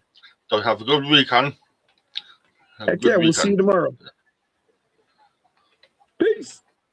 See ya. Peace. Yeah.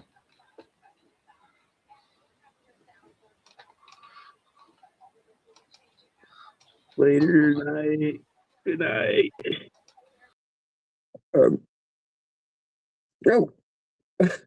Did Jeff leave it live? I think he left it live, but he left. I better go tell him.